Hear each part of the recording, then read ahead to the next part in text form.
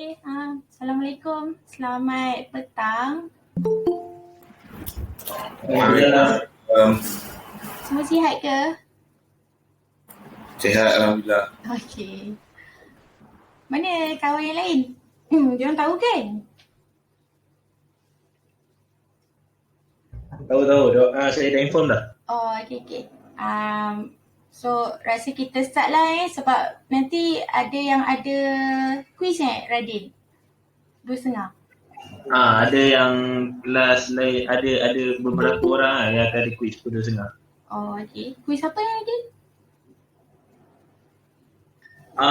Subjek MDS, Requirement Engineering. Oh, okey. Dah study Dah ada. Okey, untuk hari ni, first kali saya minta maaf lah sebab saya terpaksa bawa kelas daripada pukul 3 ke pukul 2 sebab hari ni saya kena ambil anak saya awal pukul 5, sebelum pukul 5 sebab pengasuh tu ada hal. Tapi minggu depan kita stick pada masa yang sama lah pukul 3. Tapi kalau awak nak awalkan pun tak ada masalah. Okay, dan sebenarnya kita dah cover untuk chapter 1. Okay, di mana untuk chapter 1 awak dah belajar tentang pengenalan kepada human-computer interaction. Dan dalam chapter 1 tu sebenarnya kita dah tengok kepada 3 elemen utama, iaitu human, manusia tu sendiri, komputer ataupun mesin ataupun tools yang awak gunakan, dan yang ketiga adalah interaction ataupun interaksi lah. Dan kita tahu bahawa manusia ni dia akan berinteraksi dengan komputer dengan dia melalui interface ataupun antarmuka. So paparan utama yang dia akan nampak bila dia nak berinteraksi dengan komputer tu adalah interface. Okay, dan sebab itulah yang paling penting untuk bila awak nak design satu-satu software ataupun awak nak design courseware ataupun tools ataupun sistem, benda pertama yang awak kena ambil kira adalah interface sebab user interact with the computer by using the interface. Okay, dan lagi satu yang awak kena tahu bahawa user juga akan berinteraksi selain daripada dia gunakan interface tu, dia juga menggunakan dia punya lima deria utama. So kita ada vision, kita ada hearing, kita ada touch, iaitu dia punya sentuhan lah. Dia ada penglihatan, vision, dia ada hearing, dia ada sentuhan, touch ataupun haptic, dan dia ada bau dan juga rasa. Tapi yang paling utama yang biasa kita gunakan adalah vision, iaitu penglihatan, pendengaran dan juga sentuhan. So sentuhan ni biasanya bila awak gunakan keyboard, awak gunakan mouse, itu adalah sentuhan lah. Kalau awak pergi dekat mesin ATM, awak gunakan touch screen tu pun dia melibatkan sentuhan. So yang paling utama adalah contohlah kalau awak pergi dekat ATM, awak nak keluarkan duit. So apa yang awak akan nampak adalah awak lihat skrin tersebut, dan kadang-kadang ada suara, so awak dengar, dan macam kalau awak gunakan touch screen ataupun awak gunakan mouse, awak gunakan keyboard, awak tekan dia punya nombor pin awak semua tu melibatkan sentuhan lah. Dan bukan kita kata tak ada untuk rasa dan juga bau. Sebab kita ada, macam awak tengok yang video tu dia ada virtual cocktail. Maksud dia macam dia minum air masak je tapi still dia boleh bau dan juga rasa, seolah-olah macam dia minum apa yang dia pilih tersebut. Sedangkan dia minum air masak. So macam contoh kalau dia pilih air sasi, so dia rasa macam air sasi, dia bau pun macam air sasi. Dan dia boleh send rasa tu kepada kawan dia yang ada juga virtual cocktail tu, dan kawan dia pun boleh minum yang sama, rasa yang sama. So sebenarnya ada untuk rasa dengan tu lah, cuma dia tak banyak digunakan. So yang paling banyak digunakan adalah penglihatan, pendengaran dan juga sentuhan lah. Tapi awak kena ambil kira juga kalau ada user awak yang dia disable ataupun orang kurang kelainan upaya.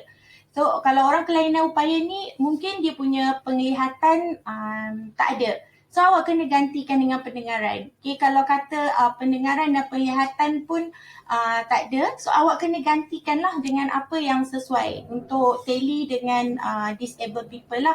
Dan kita pergi kepada yang chapter kedua. So dalam chapter kedua kita belajar tentang manusia. So manusia ni dia ada 3 kategori user yang menggunakan sistem ataupun komputer lah. Dan awak kena tahu yang pertama adalah yang beginners. Beginners ni kita panggil sebagai novice. Dan novice ni dia ada sedikit ataupun dia memang tak ada langsung kemahiran ataupun pengetahuan dia nak gunakan komputer. Okay, dan yang kedua kita ada intermediate.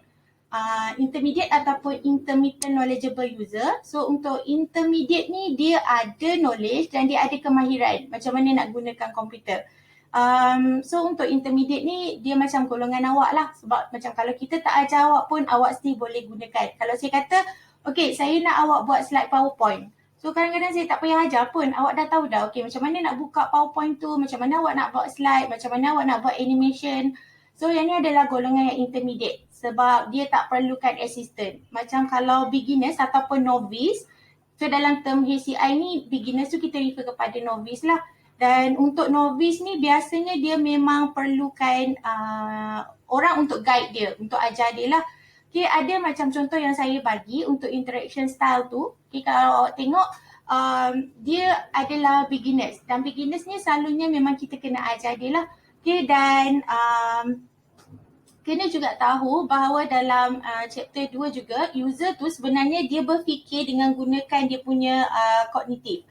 Dan dalam kognitif ni awak kena tahu kita ada 3 jenis. Yang pertama adalah long term memory, iaitu macam awak boleh simpan ingatan tu selama-lamanya. Tapi dia agak susah untuk awak nak recall lah sebab dia akan ambil masa.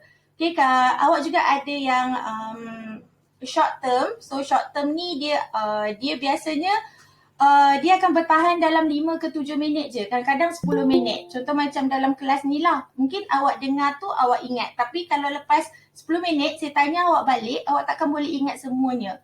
Okay, tu yang kita panggil short term memory. Dan kita ada sensory memory. Sensory memory ni biasanya dia adalah berdasarkan kepada awak punya sensor. Okay, macam contoh awak terpegang kettle yang panas, kenapa tiba-tiba awak boleh tarik tangan awak secepat mungkin? Sebab tu adalah sensory memory lah. Sebab bila awak terkena je, dia terus hantar signal kepada otak awak dan otak akan proses. So dia automatik akan tarik sebab dia tahu benda tu panas. Sebab daripada sensory memory biasanya dia akan jadi short term memory dan akan jadi long term memory. So biasanya benda-benda yang macam tinggalkan kesan yang dalam pada awak, so biasanya yang tu dia akan jadi long term memory lah. Okay, tu untuk chapter 2. Dan dalam chapter 2 juga awak kena tahu yang kita ada experiential dan juga reflective. So yang tu adalah basic lah. Okay, daripada experience yang awak dapat tu biasanya kita akan reflect juga supaya kita ada satu cognitive skill yang kita boleh gunakan lah. Okay, dan kemudian kita pergi kepada chapter 3. So dalam chapter 3 dia lebih kepada input dan output device. Untuk berinteraksi dengan komputer, user juga selain daripada dia gunakan interface, dia juga perlu gunakan dia punya deria, 5 deria utama dia tu. Dan selain daripada tu, dia juga perlukan input dan juga output device. Dan input dan output device ni dia berbeza-beza ikut kepada apa gaya interaksi yang awak pilih. So gaya interaksi ni kita tengok dalam chapter 4 dan saya memang ada bagi video lah dekat awak. Kalau awak tengok yang chapter 4 tu awak akan tengok. Dapat tahulah. Okay. Contoh dia macam video yang kanak-kanak yang dia tengah main bentuk. So bentuk tu dia kena drag masuk kepada karakter-karakter yang dibagi tu kan. So kat situ sebenarnya tentukan gaya interaksi dia. So gaya interaksi dia adalah dia kena drag. So dia punya gaya interaksi tu adalah drag shape tu ke dalam karakter tu. Kalau tengok kat situ, bila dia nak drag, dia perlukan input, dia perlukan mouse. Okay, so gaya interaksi yang awak pilih akan tentukan apa input dan juga output device yang awak gunakan lah. Okay, contoh macam kalau awak nak gunakan gaya interaksi touchscreen, maksud dia kena point je, dia gunakan sentuhan dia untuk buatlah operasi tersebut. Biasanya kita tak perlukan keyboard, kita tak perlukan mouse untuk input kita sebab dia punya screen tu dah memang kita boleh sentuh. Okay, tapi ada kemungkinan kita perlukan mikrofon untuk nak record suara, dan kita juga mungkin perlukan speaker untuk kita nak keluarkan balik suara tu supaya orang boleh dengar lah. So awak kena tahu bahawa gaya interaksi tu akan menentukan input dan juga output device yang awak gunakan. Dan untuk chapter 5, kita tengok kepada design proses. So dalam design proses ni yang paling penting adalah macam mana awak nak hasilkan satu interface yang bagus. Okay, sebab daripada interface yang bagus ni lah baru terhasilnya satu sistem yang bagus. Okay, kenapa design ni sangat penting dalam HCI? Sebab dia adalah permulaan. Sebab daripada design ni lah awak tahu apa yang diperlukan, macam mana awak nak susun awak punya button, macam mana awak nak letak awak punya gambar. Dan dari situ juga awak akan tahu apa masalah yang akan timbul. Okay, kalau kata awak letak button ni dekat sini, apa akan jadi? Kalau awak letak dekat sini, apa yang akan jadi? Kalau tak ada button tu, apa akan jadi? So, kalau kata awak tak ada buat error message, so kalau ada error dan tak ada pop-up error message, so apa akan jadi dekat user awak? Sebab tu dalam proses design, kita kata design ni adalah satu proses yang dia akan lead awak kepada decision making. So daripada design yang awak buat tu, dia akan tolong awak untuk buat keputusan yang lebih bagus lah. Okay, dan awak juga kena tahu bahawa design ni adalah satu proses yang transformational. Maksud dia, awak boleh transform design awak tu kepada real product ataupun real system. Okay, contohnya macam awak buat design screen handphone dan awak boleh transformkan awak punya design tu kepada handphone yang sebenar. So, apa yang awak kena tahu, design leads to decision making. Design tu adalah transformational, awak boleh transform. Design juga bukanlah satu proses yang statik. Dia adalah proses yang sentiasa berubah-ubah. Sebab dia proses, kalau awak tahu proses ni dia akan berulang-ulang-ulang. Okay? Sebab tu design is a process and it is not static. Okay? Dia adalah satu proses dan dia tak static. Maksud dia kalau awak design macam tu, dia takkan berubah sampai bila-bila. Tak. Okay? Sebab bila awak design je, memang dia akan sentiasa berubah. Mungkin hari ni awak tengok, okay, hari ni saya nak buat design macam ni. Esok tak sesuai lah, okay, nak ubah. Lusa macam lain pula. Sebab tu dia berubah-ubah. Okay, dan design juga dia bukanlah kalau awak dah bekerja nanti, okay, awak kena design interface untuk sistem dekat company awak. Dia bukannya atas arahan bos awak dan awak kena follow ataupun macam awak buat dan bos awak kena follow. Tak. Dia bukanlah top down ataupun dia bukan bottom up. Maksud dia, dia proses yang melibatkan semua orang. Okay? Sebab keputusan tu dia based on semua orang lah. Dan awak juga kena tahu, design ni adalah proses yang melibatkan creativity. So, kadang-kadang kita boleh nampak, walaupun macam saya bagi assignment yang saya bagi tu, projek yang saya bagi tu, saya dah listkan apa yang saya nak.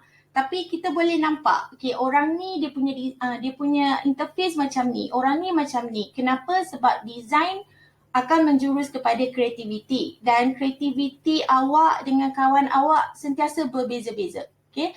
Mungkin orang ni dia kata, okay, kalau guna warna putih sebagai background, okay. Tapi bagi awak, mungkin awak nak guna warna hitam. Sebab bagi awak, hitam tu eksklusif. So, kat sini yang akan menjurus kepada kreativiti lah. Dan satu benda yang penting awak kena faham, design adalah satu proses yang sangat kompleks. So awak tak boleh main-main lah waktu awak design satu-satu produk ni. Okay, so yang tu yang kita cover dalam bab design, dan kita juga dah tengok untuk bab 11, health and safety issues.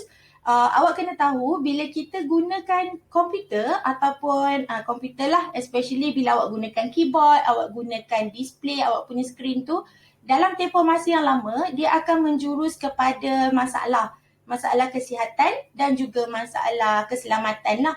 Okey, dari segi kesihatan, contoh dia macam kalau terlalu banyak awak gunakan monitor awak ni, guna dalam tempoh masa yang lama, dia akan boleh menyebabkan skin rashes ataupun ruam.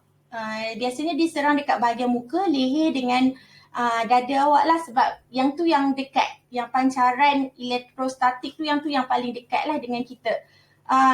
Tapi biasanya untuk kita tak ada masalah. Untuk orang-orang yang kulit sensitif, dia akan adalah ruam tersebut. Dan kalau awak gunakan monitor awak dalam tempoh masa yang lama pun, dia akan ada efek kepada mata awak. Okay? So mata awak akan jadi berair, mata awak akan jadi kelabu. Kadang-kadang awak nampak macam bila terlalu lama sangat awak fokus dan awak fokus ke tempat lain, so awak akan rasa macam awak nampak dua. Benda tu dia dah jadi dua. Okay, tu semua sebab mata awak dah terlalu penat lah. Dan kita nasihatkan bila awak gunakan awak punya monitor, display awak, dan kalau awak gunakan keyboard, biasanya bila awak bekerja, contoh awak buat assignment, dalam 1 jam tu awak kena rehat 10 minit. So buat kerja 50 minit, rehat 10 minit, lepas tu sambung balik 50 minit, lepas tu rehat 10 minit. Okay, sebab tu dia kata orang yang merokok biasanya kurang kena kesan daripada penggunaan komputer, sebab sekejap-sekejap dia akan berhenti untuk merokok. Okay, dan orang yang pakai contact lens, dia lebih mudah terdedah dengan efek daripada penggunaan komputer lah. Sebab selain daripada efek contact lens tu, so bila dia gunakan komputer, ada kesan elektrostatik tu akan efek jugalah kepada mata dia.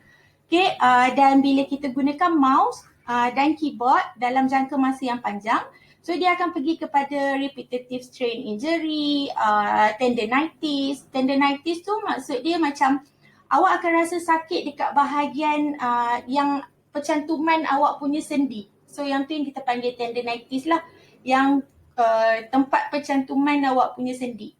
Okay, kalau repetitive strain injury, dia lebih kepada awak akan sakit dekat bahagian ni lah, tapak tangan awak, pergelangan tangan awak, jari awak. Sebab dia melibatkan proses bila awak gunakan mouse dengan keyboard lah, sebab kedudukan tangan awak tak betul. Okay, so yang tu yang kita cover dalam bab 1, 2, 3, 4, 5 dan 11. Okay, bab 6 sebenarnya ada dalam bab 5 awak. Sebab bila kita nak design, awak akan perlukan satu method ataupun model untuk awak nak rujuk. Biasanya dalam FYP pun memang awak gunakanlah apa-apa method ataupun model. Dan model ni sebenarnya berbeza-beza ikut bidang. Okay, contohnya macam dalam FYP awak, okay, kebanyakannya kawan-kawan awak dia akan gunakan AD model, SDLC, waterfall, incremental. So benda-benda tu adalah model yang kebiasaannya digunakan. Tapi dia berbeza ikut bidang. Okay, contoh macam kalau awak buat kajian dan kajian awak tu melibatkan pelajar dalam bidang pendidikan. So biasanya kita akan gunakan model Dick and Carey, kita akan gunakan model Assure, dan ada juga yang gunakan AD. Okay, contoh macam dalam bidang IT, awak nak buat apps. So bila awak nak buat apps, sebenarnya dia ada model dia sendiri. Kalau awak nak buat sistem atau awak nak buat web, dia ada model dia sendiri. Okay, contoh dia macam mungkin kawan awak buat web, awak buat mobile apps. So mungkin awak gunakan AD, kawan awak gunakan incremental. Okay, ada yang buat sistem, kawan awak yang buat sistem guna rapid prototyping ataupun RAD. So benda ni berbeza-beza sebab setiap bidang atau domain tu dia ada method ataupun model dia sendirilah. Tapi contoh macam saya dalam bidang AI pun, so dia ada banyak method, dia ikut kepada bidang lah. So kalau kita fokus kepada expert system, dia ada ESDLC. Kalau kita fokus kepada knowledge base, so dia ada KBS DLC. Lepas tu kalau kita pergi kepada machine learning, dia ada model dia. So dia tak boleh sama untuk setiap bidang. Dan tapi apa yang awak kena tahu, apa saja model pun sebenarnya dia back kepada basic. So back to basic, dia akan ada planning, dia akan ada design, dia akan ada development, dia akan ada implementation, dan dia akan ada evaluation. So proses tu normal. Mana-mana model pun dia akan libatkan benda ni. Cuma antara dia detailkan ataupun dia ringkaskan.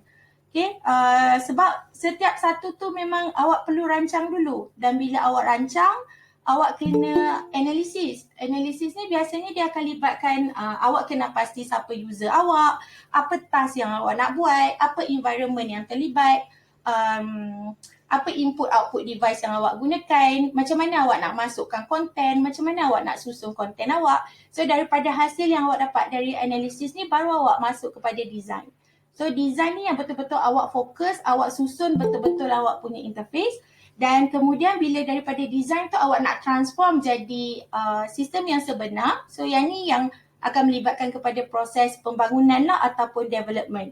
Dan bila dah siap awak punya sistem, awak tak boleh macam awak shot sendiri, awak kata sistem saya sangat bagus, semua orang akan guna. Tak, sebab tu kita kena evaluate. So bila melibatkan evaluation ni, dia akan melibatkan banyak lah. Awak boleh gunakan banyak method dekat situ. Okay, contoh awak pergi rujuk dengan, contoh macam awak nanti buat FYP.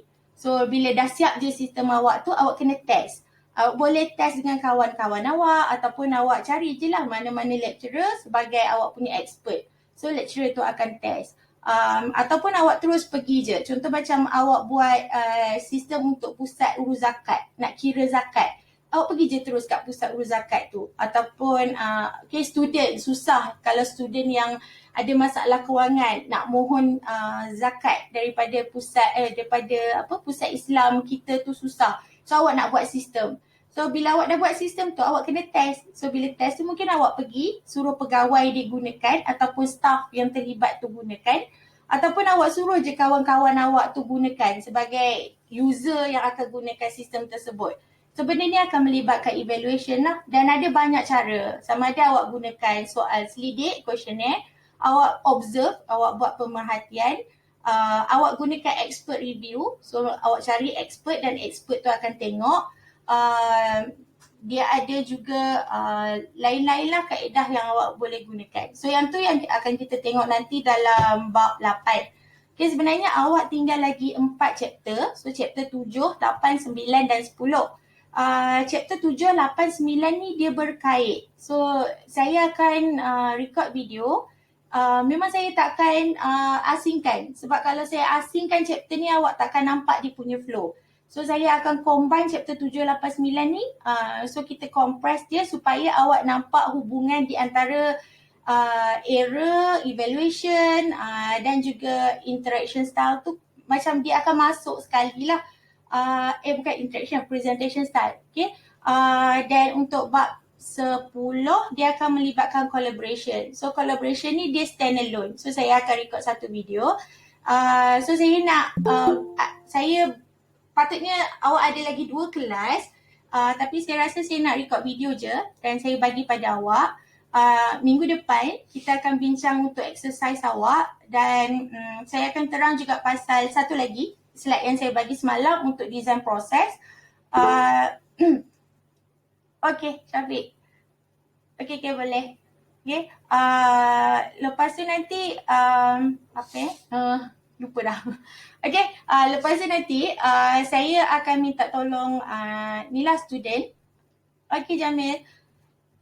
Untuk ajar awak macam mana awak nak hasilkan awak punya projek tu lah. Okay, cuma dia akan gunakan satu tool sahaja, dan saya akan buat malam sebab saya terpaksa kumpulkan semua waktu malam lah, dan mungkin kelas ni pun untuk awak, kira ni macam untuk awak punya praktikal, dan saya akan bayarlah student tu untuk ajar awak. Mungkin dalam tiga kelas lah, supaya awak ada basic untuk awak nak buat awak punya projek tu. Dan kemudian kita dah tak ada kelas, so saya akan buat awak punya mid-sem test, dan kemudian awak habiskanlah awak punya semua assignment dan juga projek awak.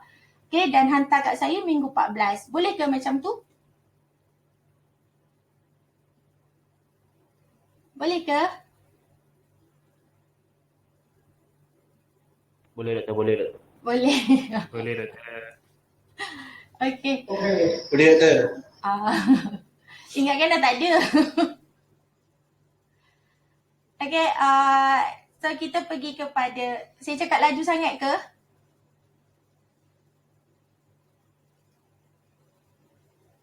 Okey je doktor. Okey je?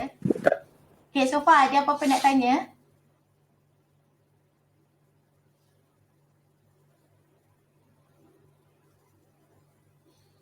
So far ada apa-apa nak tanya saya?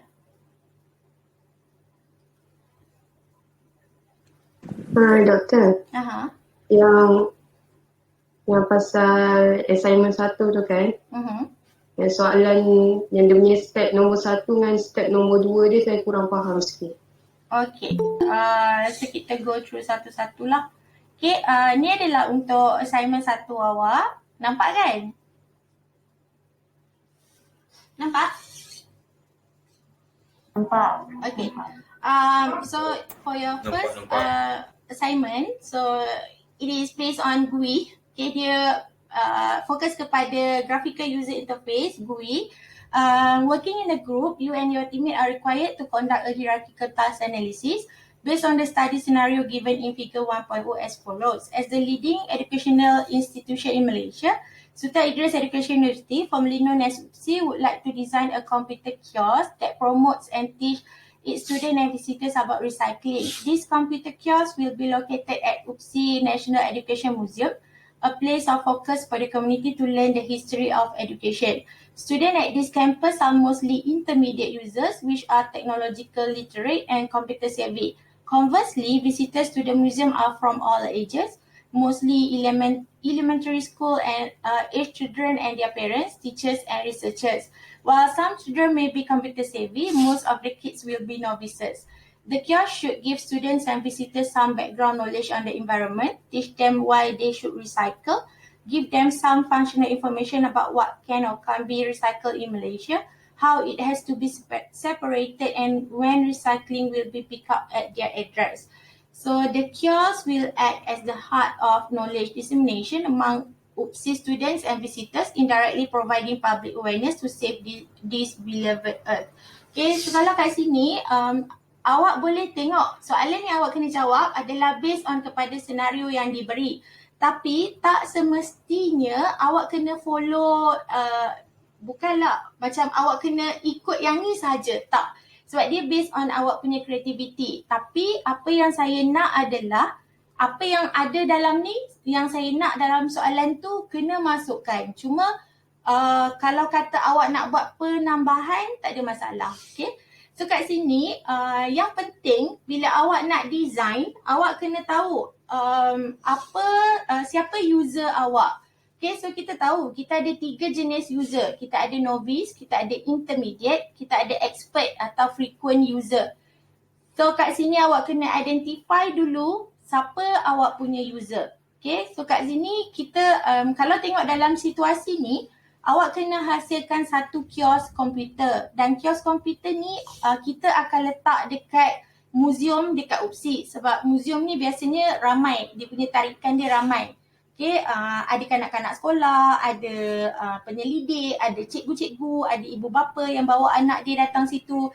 Even student kita pun pergi kat situ.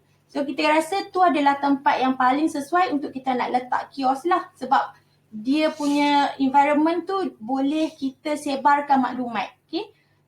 Dan dekat sini, apa yang awak kena buat, awak punya major task adalah awak kena buat satu computer kiosk. Okay, dan computer kiosk ni lah yang awak kena tahu apa tu task yang dia perlu buat. Okay, yang pertama kenal pasti dulu awak punya user. So dekat sini dia dah bagi dah siapa user yang terlibat. Okay, yang pertama adalah student. So student dia kata intermediate. So awak dah ada user awak ada kategori intermediate. Okay, dan dia kata juga pengunjung dekat museum tu daripada semua umur. Okay, kebiasaannya adalah kanak-kanak, ibu bapa dia, guru dan juga penyelidik. Dia kata some children may be computer savvy but most of the kids will be novices. So kat sini awak dah dapat tahu. Okay, kanak-kanak tu ada yang okey, ada yang tak okey. So kita boleh assume bahawa ada yang ada kemahiran komputer, ada yang tak ada kemahiran komputer. So yang ada kemahiran komputer, kita boleh kata dia bukan beginners lah, kita boleh kata dia intermediate. Tapi yang tak ada kemahiran komputer ni, kita kata dia novice. So awak dah ada 2 kategori. novice dan juga intermediate. Okay, dan kemudian awak kena tengok juga kita ada researchers. Dan researchers ni kebiasaannya dia adalah golongan expert ataupun ada juga contoh macam parents yang datang tu dia dah tua. So dia tak ada dia mungkinlah ada masalah dengan penglihatan ataupun dia tak ada knowledge nak gunakan komputer. So yang ni pun akan masuk kepada novice. So awak dah ada 3 kategori dekat sini. Awak ada novice, awak ada intermediate, awak ada expert. Macam mana awak nak hasilkan kios awak supaya awak boleh tallykan dengan semua ni, semua user ni. Okay? Awak tak boleh kata awak nak kios awak tu terlalu banyak animation atau terlalu banyak warna sebab awak ada expert user dalam tu. Okay, dan awak juga tak boleh letak terlalu banyak kartun sebab awak ada intermediate dengan expert dekat dalam tu. Okay, so kat sini yang kita akan tengok macam mana awak nak design satu interface yang memang sesuai untuk semua user. Okay, so awak dah tahu user awak ada novice, ada intermediate, ada expert. Awak kena tahu apa task yang awak nak buat. So task yang awak nak buat adalah computer kiosk. Dan dalam computer kiosk ni sebenarnya ni adalah apa yang saya nak. Okay, awak kena bagi background knowledge tentang recycling, tentang environment, apa kesan recycling kepada environment. Awak kena ajar diorang macam mana nak recycle dan awak juga kena bagi additional information lah. Okay, apa yang boleh recycle, apa yang tak boleh recycle, macam mana cara awak nak asingkan barang-barang yang awak nak recycle tu. Dan bagi juga location ataupun alamat dekat mana yang kita boleh hantar untuk recycle dekat Malaysia ni.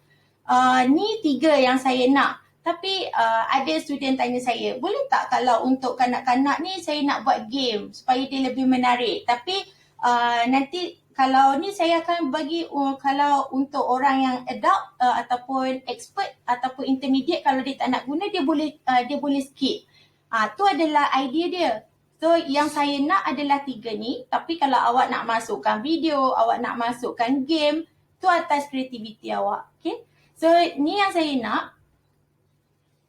Dan untuk yang pertama, awak kena tanya apa typical task analysis question yang biasanya kita gunakan. Okay, saya dah bagi tahu tadi. 1, awak kena tahu siapa user awak. So tu adalah yang typical task yang selalu kita tanyalah. Who is your user? What are the tasks? So awak kena tahu apa task yang awak nak buat. So task yang awak nak buat adalah computer kiosk. Dan daripada task ni nanti awak kena pecahkan dia kepada komponen part ataupun subtask. Okay, contoh dia macam awak nak masak nasi. So awak punya major task ataupun main task awak, goal awak adalah masak nasi. Macam mana proses awak nak masak nasi tu, yang ni yang akan pergi kepada awak punya subtask ataupun komponen parts. Okay, contoh dia macam awak ambil periuk, awak ambil periuk. So tu subtask yang pertama. Okay, subtask yang kedua, awak sukat nasi, awak masukkan dalam periuk. So subtask yang kedua. Okay, subtask yang ketiga, awak basuh beras tu. Okay, subtask yang keempat, awak masukkan air. Okay, awak ukur air tu. Okay, subtask yang kelima, awak masukkan dalam periuk. Subtask yang keenam, awak tekan on. Okay, subtask yang ketujuh, nasi masak. Okay, so bila nasi dah masak, awak dah achieve awak punya goal iaitu awak nak masak nasi. Ni adalah proses yang terlibat. Ni yang kita panggil sebagai task analysis. So daripada main task awak, goal awak pecahkan kepada komponen parts. Okay, dan biasa soalan yang kita tanya, yang itulah siapa user awak, apa task yang awak kena buat, apa subtask ataupun proses komponen part yang terlibat, apa environment yang terlibat. So awak kata awak nak letak dekat museum.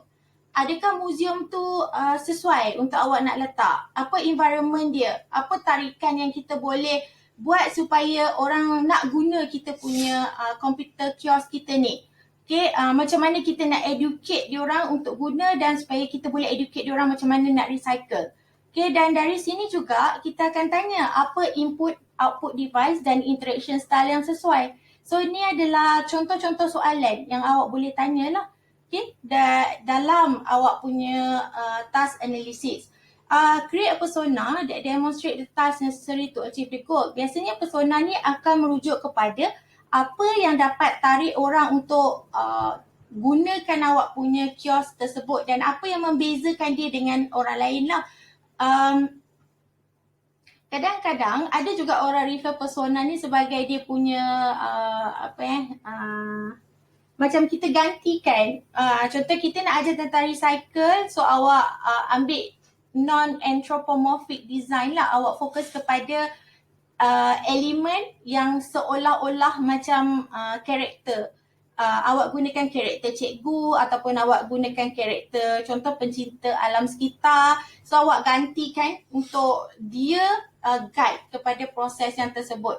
Biasanya persona ni akan menentukan perbezaan apa yang boleh tarik orang dan apa perbezaan yang akan membezakan awak dengan yang kawan awak punya lah. Okay, dan incorporate your finding into a full paper prototype. So kat sini saya nak apa yang awak dah dapat tadi tu daripada task analisis awak tu, awak identify user, awak identify task, awak identify component parts ataupun subtask, awak tahu apa input, output, interaction style yang awak nak gunakan. Dari situ awak kena convert dia ke dalam awak punya design. Okay, dan ni adalah link yang saya bagi, awak boleh tengok awak punya design tersebut. Boleh tengoklah macam mana nak buat paper prototyping. So paper prototyping lebih kurang macam ni lah. Okay, paper prototyping kebiasaannya dia sama macam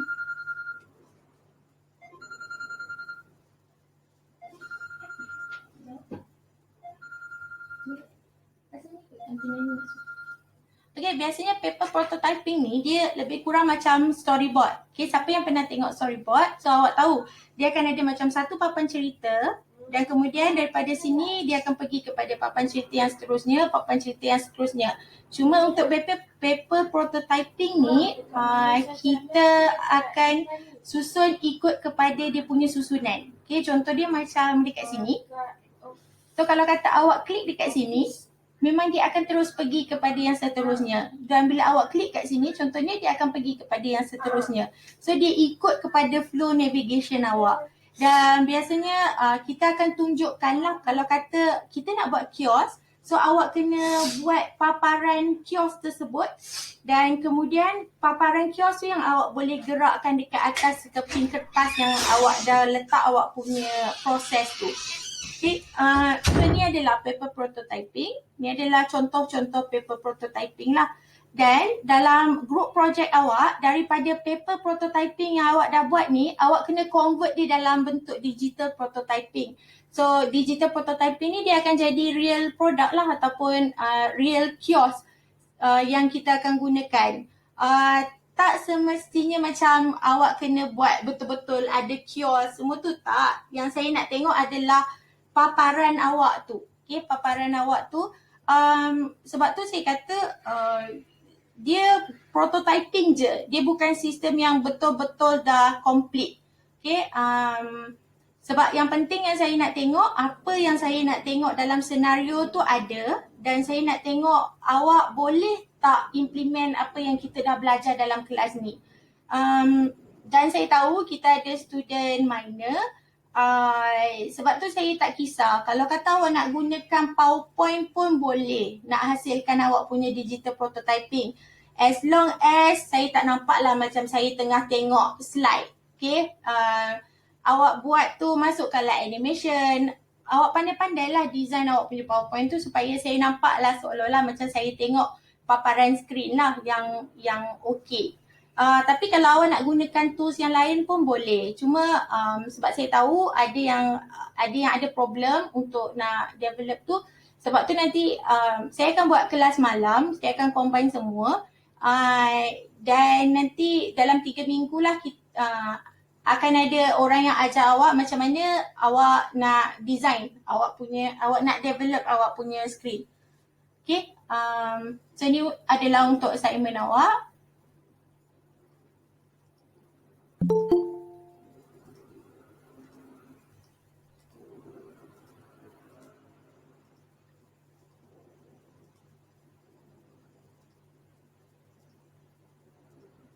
Okay, dan kita pergi kepada awak punya group project.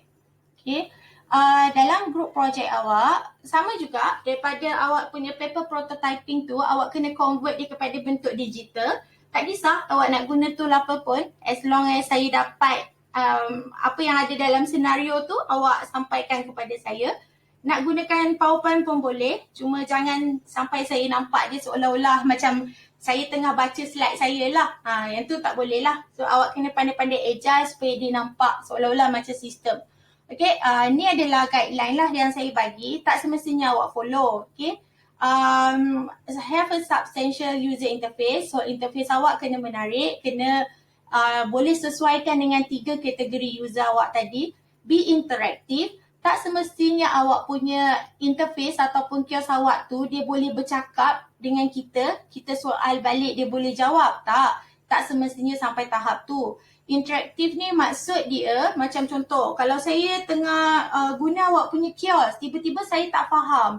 So adalah button yang boleh saya klik untuk saya tahu okay, apa yang saya nak kena buat. Okay, kalau kata saya klik dekat button next, so dia akan navigate betul-betul dekat button next. So tu pun kita panggil interaktif, di mana bila kita klik dekat button atau kita klik dekat gambar, still dia akan bawa kita kepada page yang seterusnya. Tu pun konsep interaktif juga. Okay, work robustly. Okay, yang ni daripada paper prototype awak hasilkanlah yang awak punya digital prototype tu. Okay, contribute to the public awareness research. So adalah contribution dekat public awareness. Solve a real world problem. So yang ni pun tak semestinya lah. Yang penting awak masukkan apa yang saya nak tersebut. Okay, so kat sini awak kena kreatif sebab saya tak nak nanti saya jumpa hasil kerja yang sama awak dengan kawan awak cuma ubah warna, ubah button. Kita boleh detect walaupun saya ada 5 kelas tapi still kita boleh detect original. So originality tu penting. Tak naklah awak pergi copy daripada mana-mana yang dah ada. Dan have a wow factor. So kalau boleh biarlah macam adalah wow factor yang boleh menyumbanglah kepada tu dan juga markah awak. Okay, so the in-course work is to be completed as a piece of cooperative and collaborative group work. Maksud dia awak buat kerja dalam kumpulan, satu kumpulan maksimum 4 orang. Kalau 2 atau 3 pun boleh, jangan 1. So kalau 1 dia bukan kerja kumpulan, dia kerja individu. So 2, 3, 4. Tapi katalah kalau kata macam semua dah penuh dan awak pun ada seorang je yang tinggal. So saya boleh terima 5 orang. Okay, cuma bila 5 orang ni kebiasaannya saya expect awak punya lagi baguslah daripada kawan-kawan awak yang bekerja kurang daripada 4 orang ni. Okay, so your group are required to present. Awak kena present awak punya assignment 1 tu. So apa yang awak buat dalam awak punya paper prototyping tu, awak kena record, tunjukkan dia punya proses tu dekat saya. Dan awak punya yang group assignment ni pun, group project ni pun awak kena record, present dekat saya dan tunjukkan dia punya flow. Macam mana daripada satu screen pergi kepada satu screen dan setiap ahli kena bercakap. Saya tak nak seorang je present, setiap ahli awak tu kena bercakap. So sama ada awak present asing-asing, so nanti awak combine dan nanti hantarlah kat saya. Untuk setiap kumpulan yang akan hantar cuma wakil sahaja. Bukan setiap orang daripada kumpulan tersebut hantar, tak. Okay, so ketua ataupun wakil daripada kumpulan tersebut seorang saja yang akan hantar awak punya kerja, awak punya assignment, awak punya exercise, awak punya group project. Hantar semua pada minggu 14, paling lewat hari Jumaat. Okay, hari Jumaat sebelum pukul 11.59 malam lah. Okay, dia dah ada tapak dalam MyGuru, cuma tapak tu nanti saya ubah. Sebab sekarang ni tarikh dia 31 hari bulan 12. Sebab awak punya akan habis bulan 1 kan. So, nanti saya akan ubah tarikh dia. Nanti awak boleh upload lah dekat dalam tu. Okay, so far untuk assignment ada masalah. Assignment dan group project.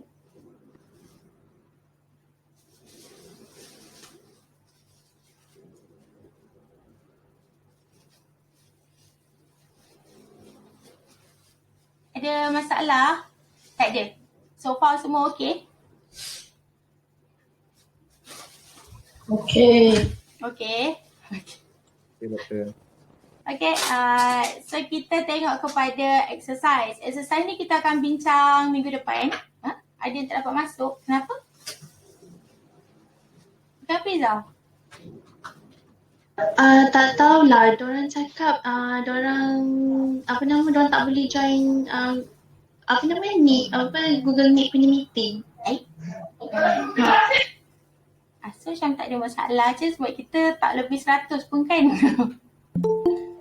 Itulah diorang semua dah cakap meeting tak accept lagi. Oh ya. Tapi tak adalah pula appear dekat kita punya ni. So tadi seorang je. Tak tahu doktor. Itulah. Kalau tak dia akan appear sini kan. Itulah, okay. Sorry ganggu doktor. Tak apa.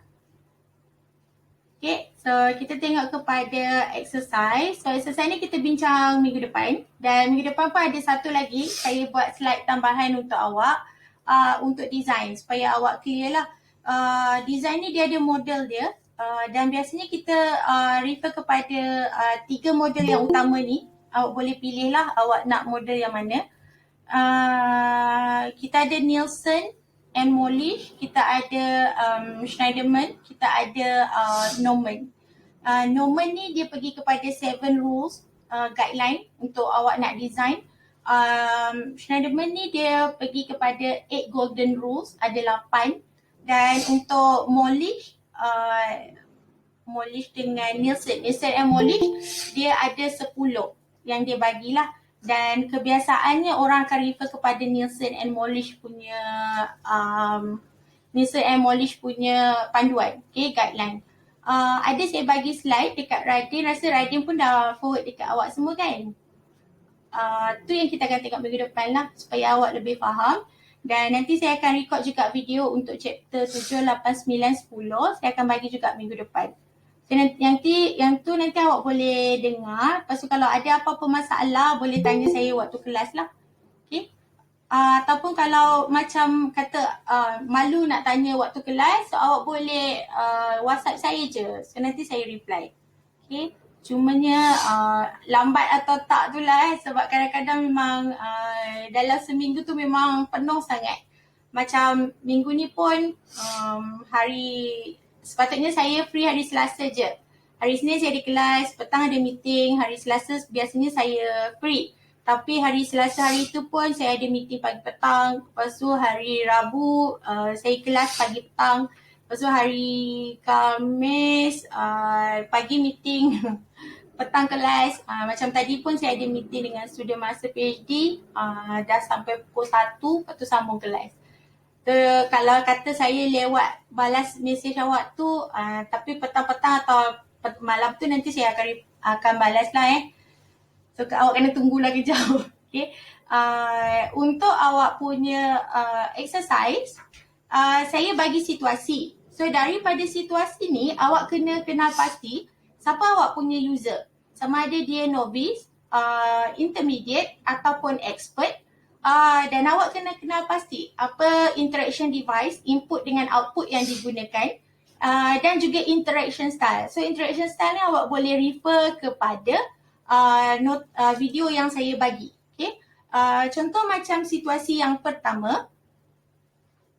Okay, situasi yang pertama ni kita tengok, okay, kanak-kanak ni kita boleh identify dia sebagai novice. Okay, sebab bila tengok balik dekat sini, biasanya akan ada guru yang akan assist dia bila dia nak gunakan satu-satu courseware ataupun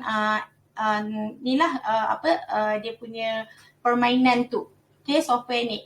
Okay, dan awak kena tengoklah kalau kata yang ni dia cuma melibatkan novice saja. So bawah classification of users, awak letaklah dia adalah novice.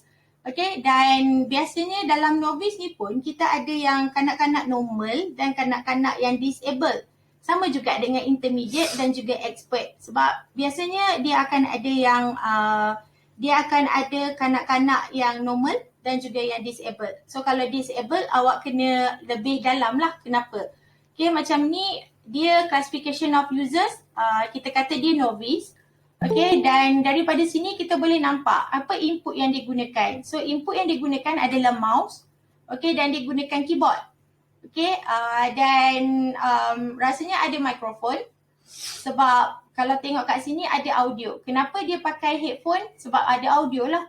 Okay, dan untuk output, kita boleh kata output dia adalah display dan kita boleh kata ada digunakan headphone untuk sebagai dia punya, untuk dia nak dengar balik sebagai dia punya speaker.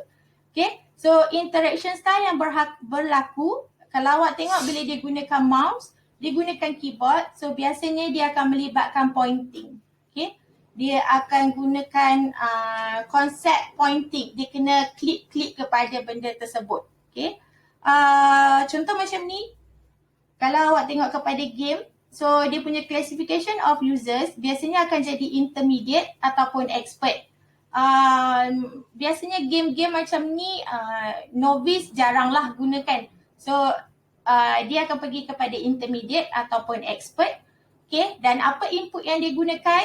So yang ni lah, awak kena tahulah ni apa dia. Okay, dan apa output yang dia gunakan. So tengok macam mana output tu dikeluarkan. So dia punya display. Okay, mungkin awak kata dia punya input adalah dia punya smartphone. Okay, kalau kata output dia adalah display. Interaction style dia, so kalau tengok kat sini dia lebih kepada direct manipulation. Dan dia banyak gunakan konsep macam joystick. So macam mana awak nak nyatakan dia punya interaction style tersebut. Okay, kalau tengok konsep dekat sini, smart tag ataupun dekat yang 7, okay, yang ni adalah scanner lah yang akan tengok kalau awak ada keluarkan barang, so dia akan detect based on kepada kod yang kita bagilah dekat yang baju tu kan, tag tu. Okay, so kat sini awak tahu semua orang boleh gunakan dia. So awak punya classification of users boleh jadi novice, intermediate, okay, dan juga expert. Dan dia punya input adalah awak punya smart tag, awak punya card, okay, dan dia punya reader, okay, smart tag reader tersebut. Dan awak punya output adalah display sebab awak boleh tengok apa baki, berapa jumlah bayaran awak dan berapa baki yang tinggal. So tu awak punya output lah. Dan apa dia punya interaction style, biasanya dia direct manipulation. Dan dia punya interaksi atau gaya interaksi dia adalah based on kepada barcode tu akan scan lah kepada dia punya tu dan dibaca. Okay, so tu contoh-contoh yang awak kena nyatakan based on kepada situasi ni. Dan kalau tengok kat sini yang nombor 9 je dia lebih kepada direct linguistic manipulation. Linguistic manipulation adalah berdasarkan kepada command. Awak kena ingat satu persatu apa arahan yang diberi, dan katalah kalau awak terlupa titik atau awak terlupa koma, so dia akan efek kepada error. Dan bila awak ada terlalu banyak error, dia akan pergi kepada grave of error lah sampai awak tak tahu dekat mana awak nak cari awak punya error tersebut. Okay, sebab dia dah jadi macam timbunan error. Biasanya kalau awak pergi Microsoft DOS prompt awak, okay, kalau awak buat database, so yang ni akan melibatkan linguistic manipulation sebab awak kena faham betul-betul dia punya dia punya command ataupun instruction dekat dalam tu lah. Okay, dia punya syntax dia. Contoh macam kalau awak nak pergi database, awak nak delete semua daripada database tersebut, so awak kena betul-betul faham syntax dia, delete all from apa. So kalau awak terlupa colon, semua tu akan efek kepada awak punya error. Tapi kalau direct manipulation, dia lebih kepada pointing. Awak point je. Contoh awak double klik dekat icon, awak klik dekat hyperlink, awak klik dekat button. So tu semua adalah direct manipulation. So kalau awak tengok dalam situasi kita ni, daripada 21 situasi, 9 je yang akan guna linguistik dan yang lain adalah direct manipulation. Okay. So yang ni interaction style dia based on, dia detect based on gesture. Okay. Madam, yang nombor berapa? Nombor 11 ke berapa tadi kat atas tu? Nombor 15. Dia bukan direct linguistic manipulation juga ke? manipulation eh? Tak. Nombor 15. Dia direct. Oh, okay. Dia direct sebab linguistik biasanya dia akan type satu-satu dia punya command. Tapi kalau tengok situasi dekat sini tak, dia gunakan mouse. So mouse tu dia direct click dekat situ. So dia akan jadi direct lah. Saya ingat dia macam buat coding sebab tak nampak sangat dia punya ni apa screen dia tu. Dia bukan buat coding. Kalau ikutkan kat sini, dia tengah baca statistik daripada data. Oh, okay. Terima kasih doktor. Kalau Izzat tengok betul-betul memang dia ada macam graph. So graph tu sebenarnya dia baca daripada statistik lah. Biasanya untuk macam weather forecasting, so dia punya data memang macam tu. Oh, okay. Terima kasih doktor. So kalau konsep yang 15 ni dia punya input, kalau awak tengok sama je. Dia ada mouse, dia ada keyboard. Dia punya output adalah multiple desktop sebab dia ada banyak desktop dekat situ. So dia punya interaction, dia pergi direct manipulation. So dia lebih kepada pointing. Okay, pointing rasanya ada drag and click juga kot. Dia tak ada form field, dia tak ada menu. Kalau awak tengok tak ada pun menu. Okay, kalau macam konsep dekat sini, so dia guna natural language sebab dia bagi arahan based on kepada percakapan, bahasa kita. Okay. So yang ni dia punya interaction style adalah natural language. Okay, kalau konsep dekat sini dia lebih kepada touch screen. Okay, dan dia punya input adalah ni lah awak punya touch screen, awak punya macam bukan keyboard, yang ni dia panggil bukan keypad juga. Itulah awak punya nombor-nombor tu. Okay, kad awak ni dia punya output adalah display awak lah. Okay, dan output awak juga akan jadi receipt sebab receipt adalah dalam bentuk printed version. Okay. So kat sini kena nyatakan user list kan 1, 2, 3. Input pun sama, output pun sama. Kalau ada satu-satulah, kalau ada banyak awak kena listkan. Okay, linguistic manipulation macam tadi tu. So interaction style dia biasanya awak kena masukkan command ke dalam tu lah. So you need to type on the command. Okay, satu-satu based on the syntax. Okay, direct manipulation macam tadilah awak kata mungkin natural language, mungkin dia guna menu, mungkin dia gunakan touch screen, so dia mungkin juga gunakan pointing. So benda ni akan tulis dekat interaction style.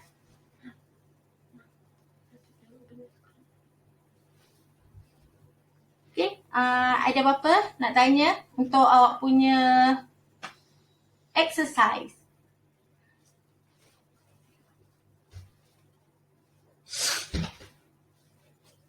Soalan?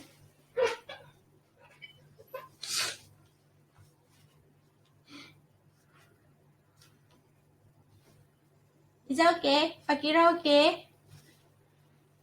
Salihin? Hamzah? Saya panggil yang nampak kat skrin saya je. Okey doktor. Okey, so far okey? Okey doktor. Assignment 1.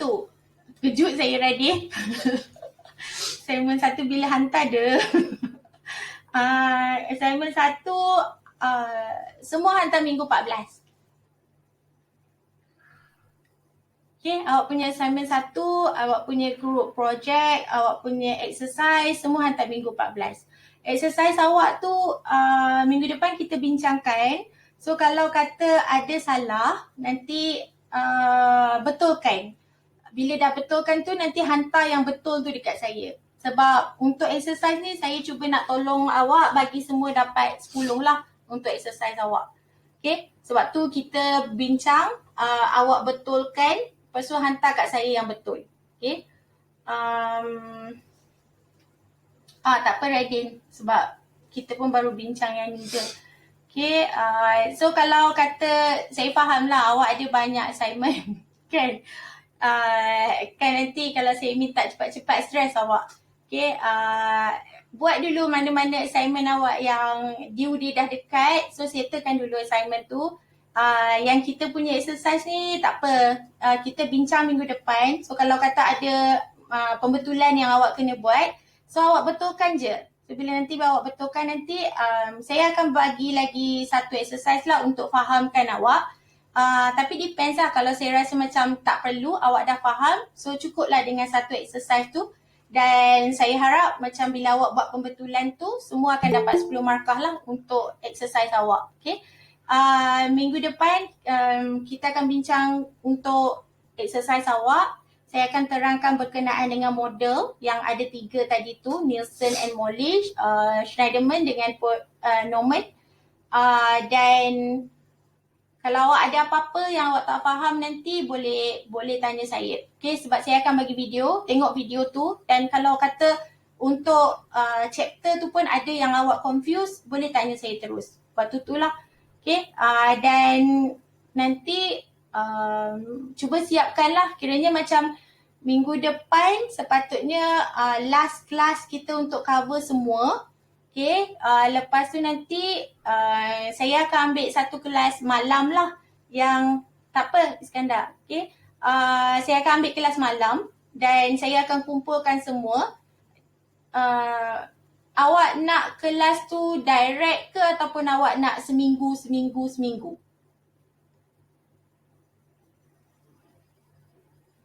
So mungkin dalam 2 minggu lah, 2 minggu supaya macam kita boleh ajar awak macam mana awak nak develop dan awak ada idea macam mana nak develop. Okay, dan lepas tu atas kreativiti awak lah, macam mana awak nak design awak punya kios tu, nak siapkan awak punya group project.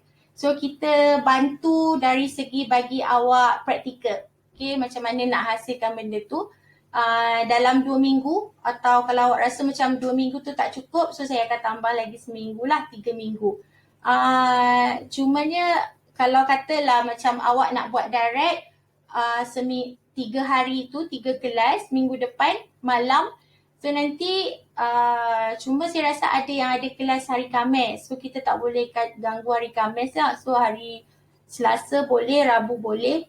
Okay, supaya lepas tu nanti kita dah tak ada kelas, awak boleh fokus betul-betul untuk siapkan awak punya projek lah. Okay, saya tak expect macam projek awak akan siap sepenuhnya macam awak punya FYP. Sebab benda ni saya faham lah, kita dah minggu 8, so awak pun ada lagi berapa minggu je. Okay, dan selain daripada kursus saya, awak ada banyak lagi assignment lain kan. So saya expect awak implement apa yang awak dah belajar dalam kursus ni, dalam kelas ni, awak boleh implement waktu awak develop ataupun awak design awak punya paper prototyping.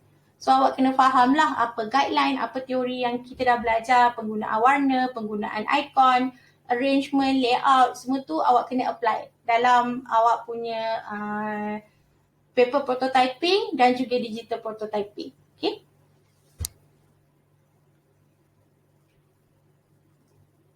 Okay, so untuk hari ni saya nak awak lagi faham pasal task analysis. Okay, sebab awak ada soalan dalam assignment 1, awak kena buat hierarchical task analysis.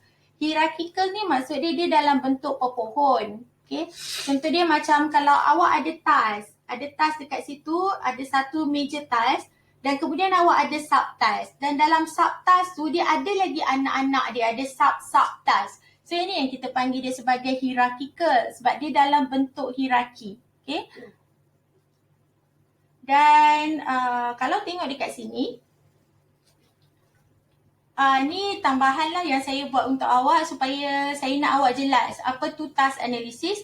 Dan satu lagi nota untuk chapter 5 juga saya pecahkan supaya awak nampak untuk design guideline sahaja. So saya tak nak masukkan dalam nota utama awak lah. Sebab saya nak awak fokus satu untuk task analysis, satu untuk design guideline. Okay. So task analysis is a process where you try to break down your major task or your main goals into sub-tasks. So your sub-task is known as component parts.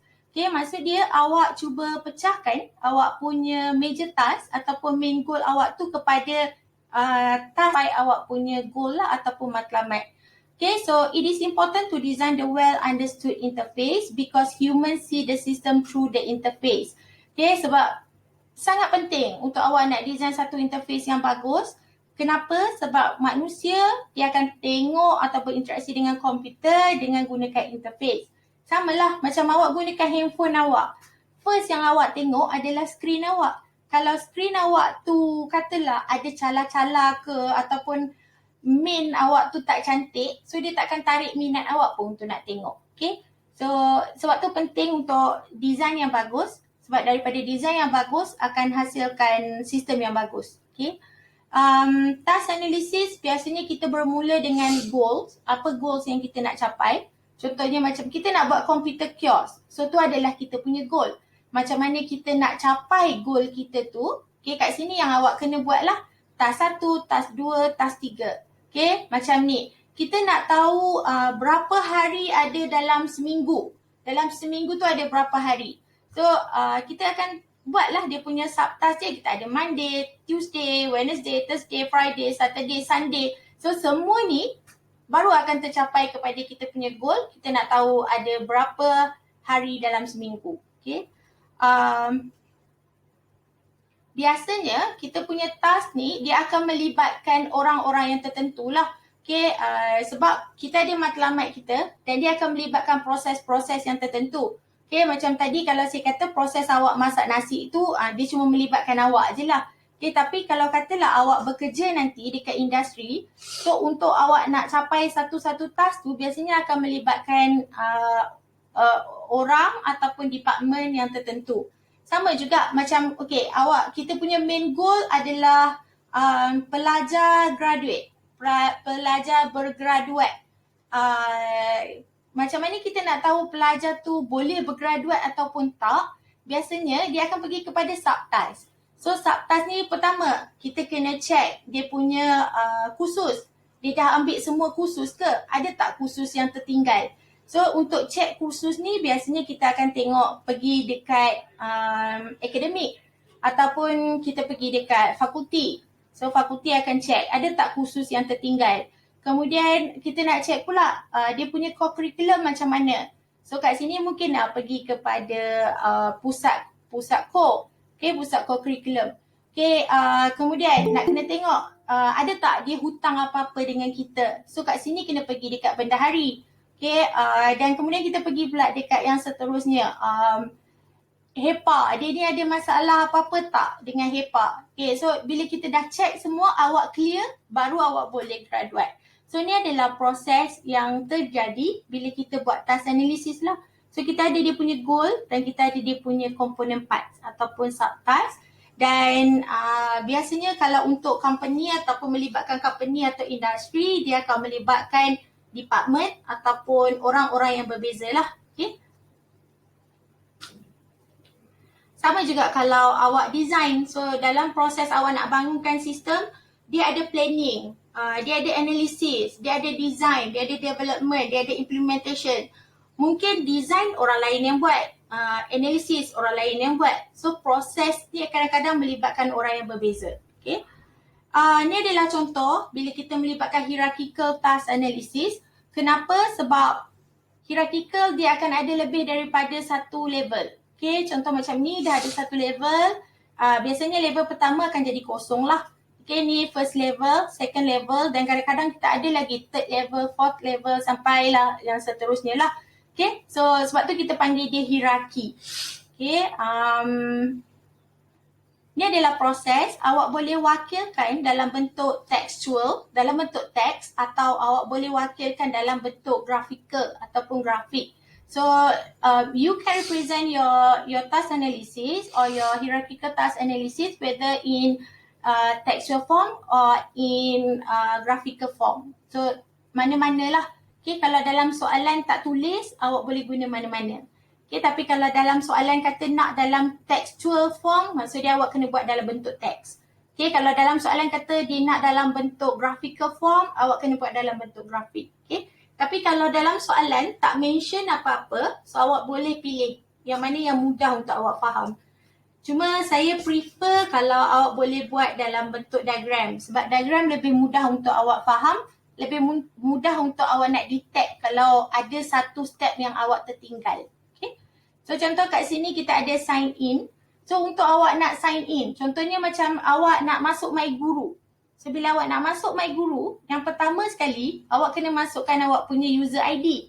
So ni adalah subtask yang pertama. Masukkan awak punya user ID, masukkan awak punya password. So biasanya user ID sama ada email, matric number ataupun ID awak lah. Okay. Kemudian password dan kemudian awak kena klik on login button ataupun sign in button. Dan dalam password ni pun kita boleh pilih sama ada kita nak show password ataupun nak hide password. So konsep dia samalah macam kalau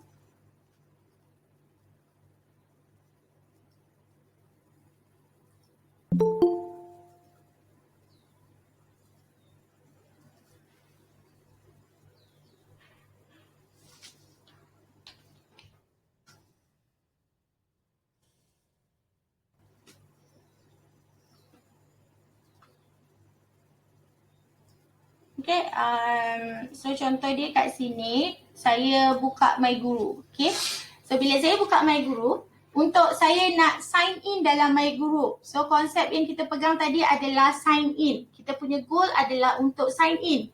So bila nak sign in, apa yang kita kena buat? So yang pertama, masukkan awak punya username. 1.1 akan jadi masukkan awak punya username. Dan kemudian password. So biasanya password ni dia ada pilihan. Biasanya kat sini kita ada pilihan sama ada awak nak show ataupun awak nak hide. Tapi macam case untuk My Guru ni dia tak ada untuk show dengan hide. So awak boleh abaikan step yang bawah tu lah. Tapi kalau kata dia ada pilihan untuk show dengan hide, so kita kena ada step yang bawah tersebut. Okay.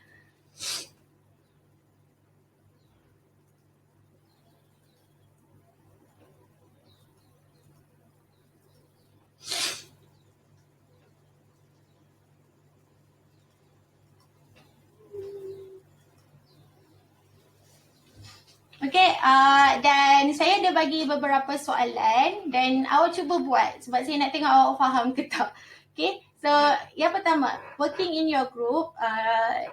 Yang ni kalau nantilah awak nak bincang dengan kawan awak, tapi sekarang ni buat secara individu lah kan sebab awak dengan kawan awak pun duduk jauh-jauh kan. Okay, so buat secara individu. So you are required to conduct a hierarchical task analysis for the online grocery shopping. Specify all related tasks and present it in a flowchart form. So flowchart form ni biasanya dalam bentuk grafik lah yang tadi awak tengok tu. Okay, so identify dulu apa dia punya major task dan kemudian identify dia punya component parts. Okay, biasanya dalam soalan ada yang dia bagi dia punya major task. Biasanya memang ada major task, ada yang ada component parts dan ada yang tak ada component parts. Okay, so untuk case ni dia tak ada. Dia punya component parts dia awak yang kena tengok sendirilah. Dan major task dia ni, online grocery shopping. Awak nak beli barang-barang rumah awak secara online. So online grocery shopping. So major task dia akan jadi online grocery shopping. Okay, dan awak kena pasti apa dia punya component parts. So biasanya awak kena identify lah. Kalau awak nak buat online grocery shopping, apa benda yang awak kena buat satu persatu. Okay, saya bagi 3 minit. Boleh? Awak cuba buat dulu. Boleh? Boleh. Okay. Boleh. Okay.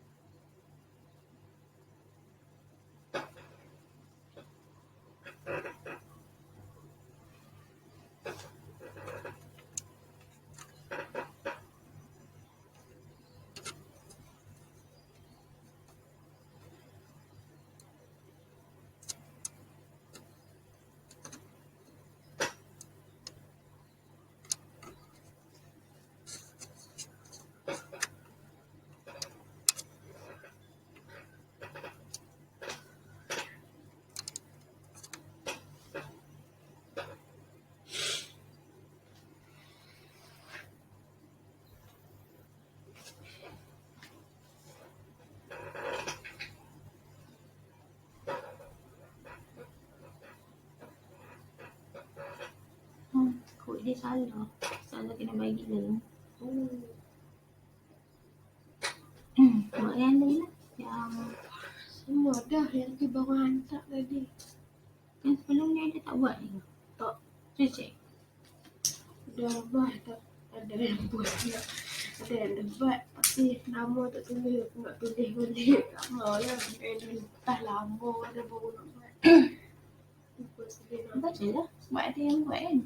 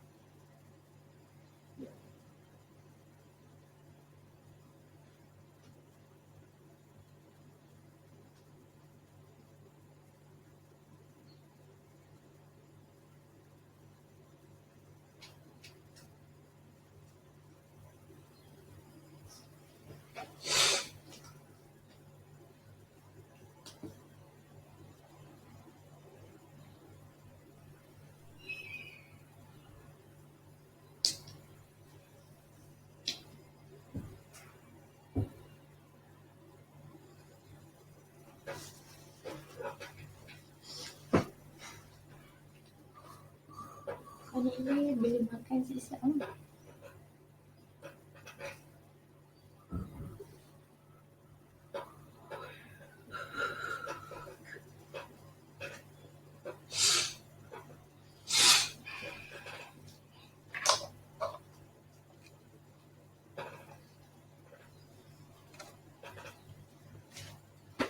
Saya pun jawab apa? Saya jawab, ya. Ni bahasa Arab.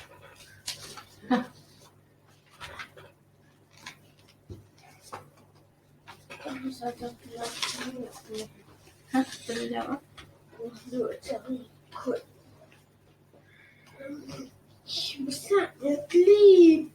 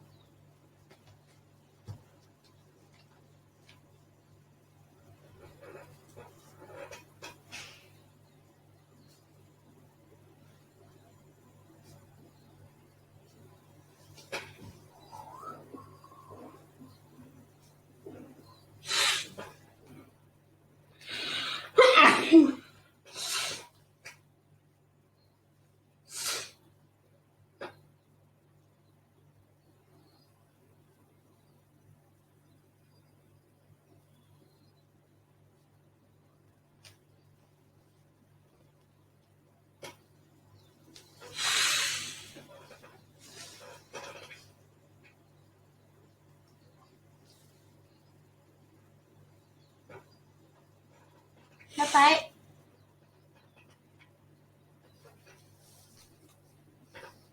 Dapat. Dapat. Izzah nak share?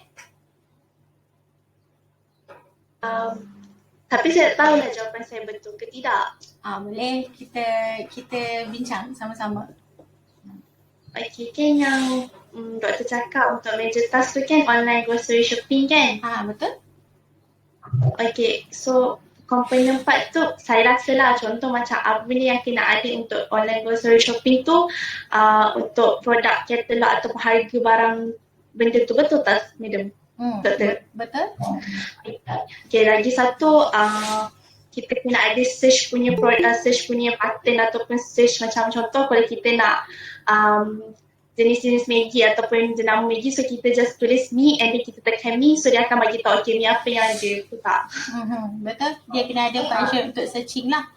Lepas tu lagi satu dia kena ada connect dengan bagi saya lah, contoh kita lepas kita dah tekan finish, so untuk sistem tu dia kena bagi tahu dua, sama ada nak cash on delivery ataupun online banking.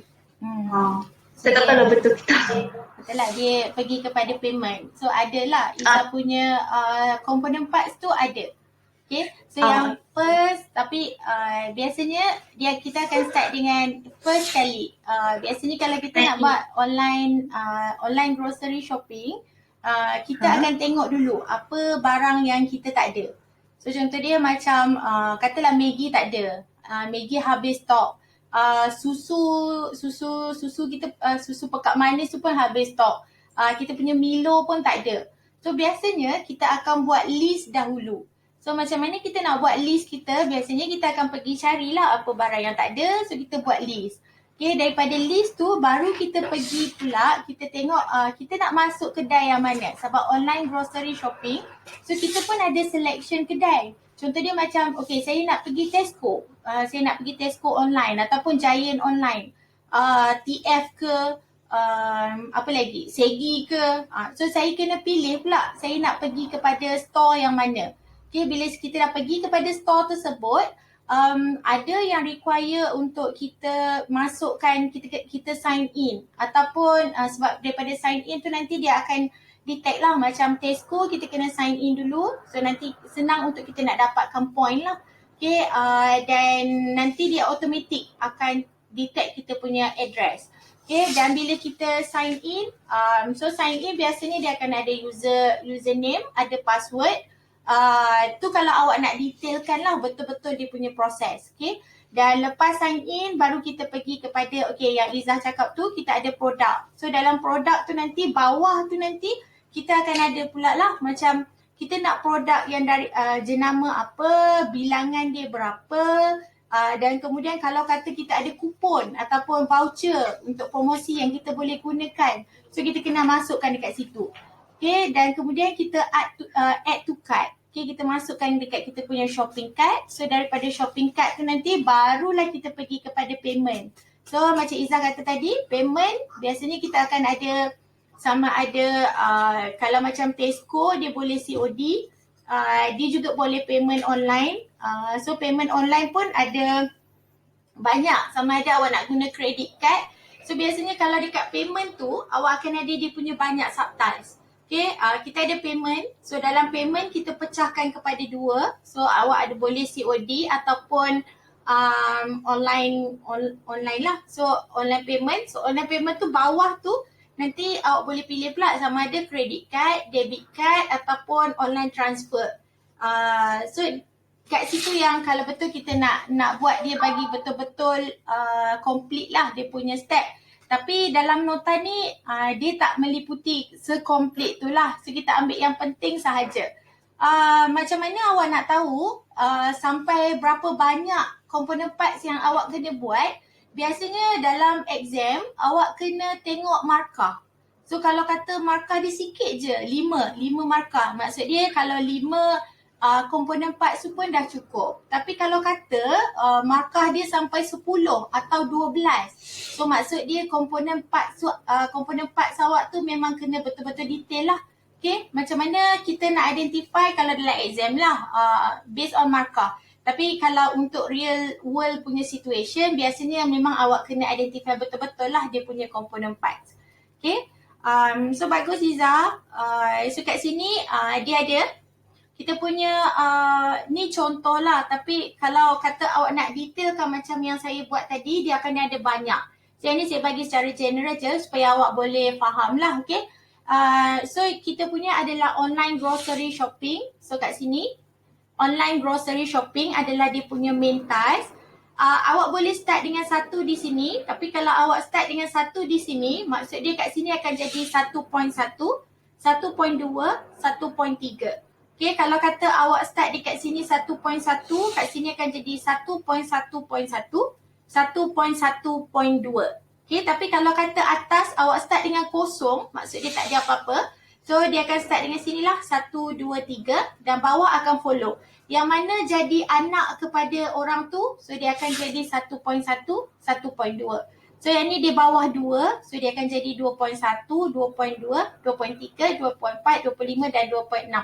Okay, bila settle yang ni baru dia akan pergi kepada goal yang ni. So bila goal yang ni baru pergi kepada sini. So dia punya proses biasanya kita buat online grocery shopping. Kita pergi kepada yang satu, make shopping list. Macam mana dia nak make shopping list? Biasanya dia akan pergi kepada check lah apa barang yang tak ada. Lepas tu bila dia check barang yang tak ada, baru dia akan tulis barang yang tak ada tu. So bila dia dah tulis barang yang tak ada, dia dah check, dia dah tulis, baru dia dapat dia punya shopping list. So daripada shopping list ni nanti dia akan pergi pula cari online store. Online store mana yang dia nak masuk. So katalah bila dah dia masuk, kira online store ni yang tak perlukan untuk sign in ataupun sign up lah. So dia akan pergi kepada yang pertama. Dia kena baca dulu dia punya list, dia type, search. Okay, macam Izzah kata tadi, dia akan search dan kemudian dia akan carilah item. Sebab kata contoh macam dia type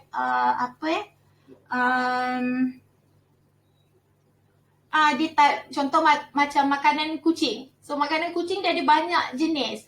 So dia kena carilah suitable item yang dia nak. Okay, contoh makanan kucing ada Friskies, ada Whiskas, ada Royal Canin, ada yang jenama Tesco, ada Abi punya. So ada banyak.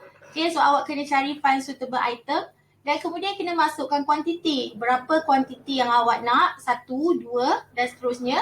Kemudian baru pergi add to cart. So dalam add to cart tu nanti sebelum kita nak check out, awak kena tengoklah kalau ada kupon apa-apa awak kena masukkan. Okay, contoh kalau awak beli dekat Shopee, dekat Lazada. So dia ada kupon untuk free shipping ataupun dia ada kupon yang kedai tu bagi. So kalau kita kata beli berapa dapat kurang berapa ringgit. So kat sini kena check special. Okay, kalau adalah kupon vouchers sebagainya lah kat sini. Complete yang ni baru kita pergi kepada place order. So bila place order, sama ada kita nak place order nak letak payment di bawah ni ataupun kita nak pergi letak satu lagi bahagian yang keempat ni akan jadi payment. So dekat payment ni ada kemungkinan awak boleh jadikan dia sebagai dua. Okay, COD dan online. So dalam online ni nanti contoh yang kita ada payment 4. So 4.1 adalah COD, 4.2 adalah online. So bawah online mungkin kita akan ada 4.2.1 kita ada credit card, 4.2.2 debit card, 4.2.3 online transfer ataupun yang kalau awak pergi masuk duit dekat CDM tu. Yang tu. So dia punya proses yang ni lah, dia akan last kali baru awak akan fulfill awak punya goals adalah untuk online grocery shopping. Okay, boleh faham? Boleh? Boleh, Doktor. Okay, so boleh buat yang kedua. You are working at a photocopy shop in Tanjung Malim area. You are required by your boss to make several copies of A4 size book. Conduct a task analysis for the scenario and represent the whole process in a graphical or textual form. Normally kalau kata dia sebut hierarchical task analysis tu maksud dia awak dah boleh tangkap. Dia akan ada banyak dia punya component parts. Maksud dia dalam dia punya sub-task akan ada sub-task lagi lah. Tapi kalau kata dia kata task analysis, biasanya dia cuma dalam satu level sahaja. Tapi bergantung jugalah. Kadang-kadang memang kita tak refer sebagai hierarchical sebab kita refer task analysis tu pun biasanya orang tahu dia akan pergi kepada hierarchical. Bergantung kepada soalan. Okay? Macam contoh soalan ni, dia memang terus fokus. Sama ada awak nak buat dalam bentuk grafik atau awak nak buat dalam bentuk teks. Salah satu. Okay? Kalau awak buat dalam bentuk grafik pun okey. Kalau awak buat dalam bentuk teks pun okey. Okay? Tapi kalau dia tak mention, awak boleh buat dalam apa-apa. Tapi kalau dia kata conduct a task analysis for the scenario and represent the whole process in a textual form. So maksud dia bila dia kata textual form, awak kena buat dalam konsep macam ni. Macam ni. Dalam bentuk textual. Awak kena tulis 1, sign in. 1.1, enter email. 1.2, enter password. 1.2.1, show.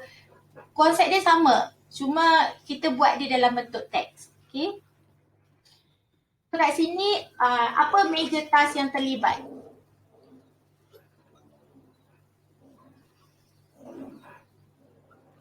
Awak kerja kat kedai photostat dan awak kena photostat. Apa major task awak? Dia memang ada je dalam soalan tu kalau awak perasan lah. Major task biasanya memang ada dalam soalan.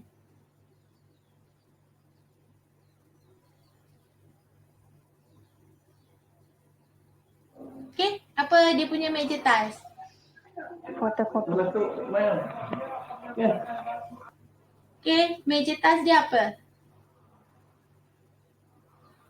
Solihin, major task dia apa? Photostat. Photostat. Photostat apa? Bahan pengajar ke atau Okay. Betul lah, photostat. So kat sini dia dah memang clear dah kat awak. Ni, make several copies of A4 size. Okay, ni. Make several copies of A4 size book. Ni adalah dia punya major task. Awak kena buat beberapa kopi buku bersaiz A4. Make several copies of A4 size. Inilah yang awak kena tulis dekat awak punya major task. Okay, make several copies of A4 size book. Okay, dan cuba cari dia punya component parts.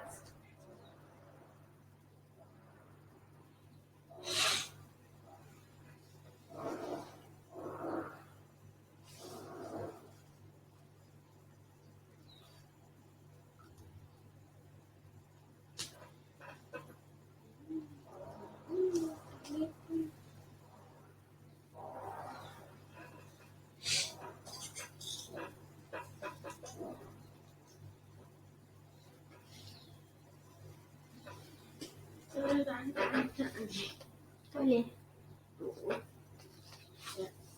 Ya, boleh.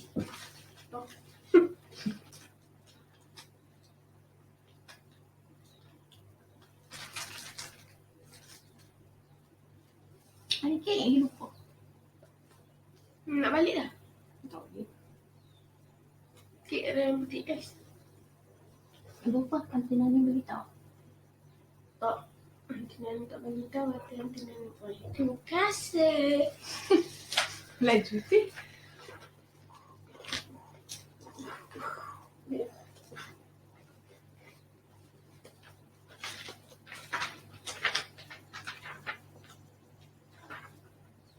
Nak balik ke? Kalau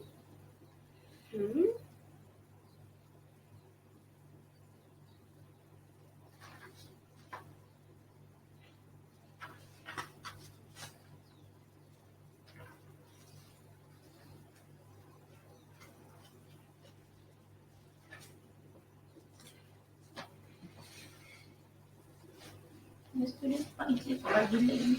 Tanya ambil mana dekat sarjana kan ambil dekat situ. Lepas tu? Nanti pula Antina ni kata ambil kat mana sarjana lah. Oh dia kata.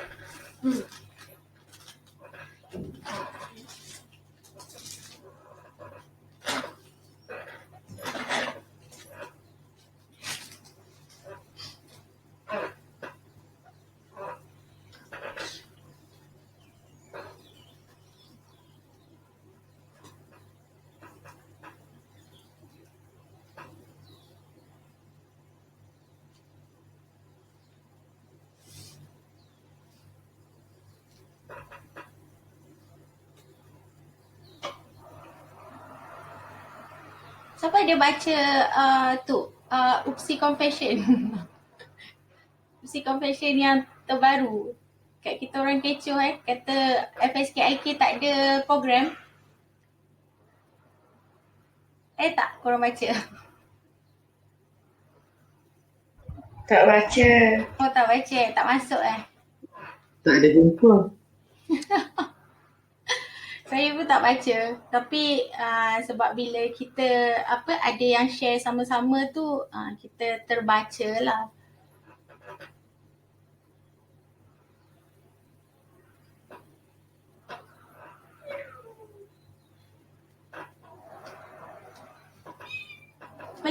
dapat? Ke tengah buat lagi?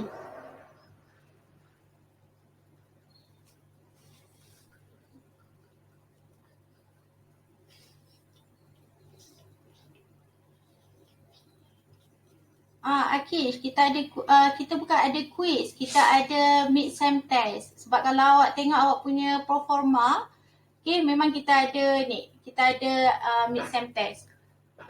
Mid-sem test tu biasanya saya buat dalam minggu ke-10, 11 atau 12. So awak nak buat yang minggu ke berapa?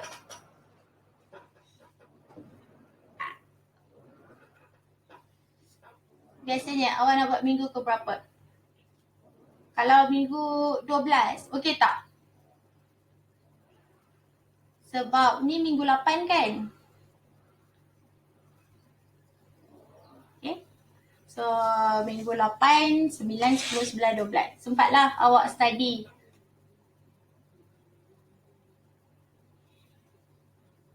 Okay Hazlan, photostat file, make several copy A4 size book. Macam mana nak photostat file tu? So memang kita punya major task adalah kita nak make a copy. Tapi kalau tengok kepada dia punya major task adalah make several copies of A4 size book. Maksud dia akan ada kuantiti yang lebih daripada satu. Okay? Awak kena nyatakan dia punya kuantiti. Okay, kat situ maksud dia kena enter lah kuantiti tersebut.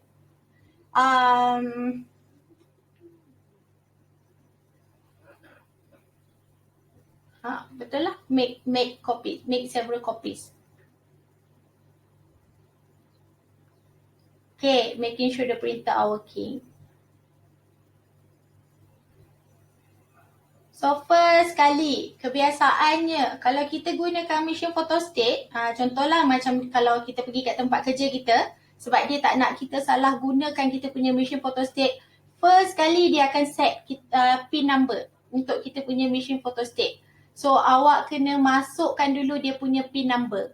Okay, bila awak dah masukkan pin number, dia akan pergi kepada proses yang seterusnya. Bila awak nak photostat, biasanya awak kena ada bahan yang awak nak photostat tu. Dan awak kena ada mesin photostat. Dan macam mana awak nak letak bahan tu dekat mesin photostat awak? So, dia punya proses adalah biasanya awak kena angkat dia punya tu, letakkan buku awak dekat gelas tu.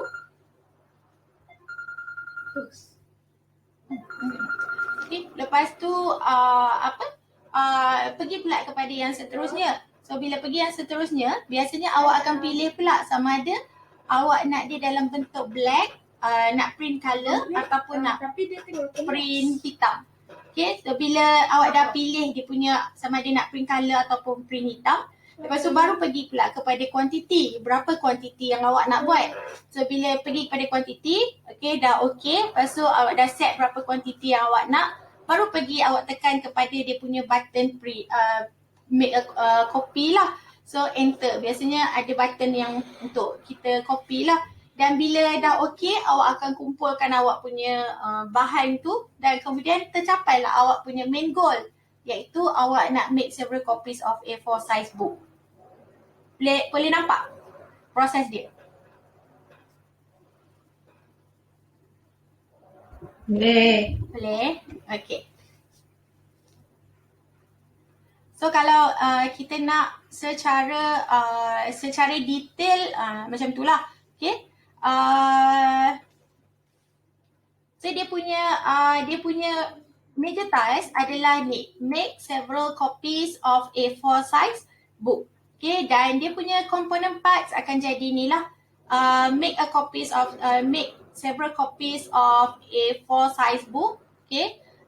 So tulis dekat atas ni.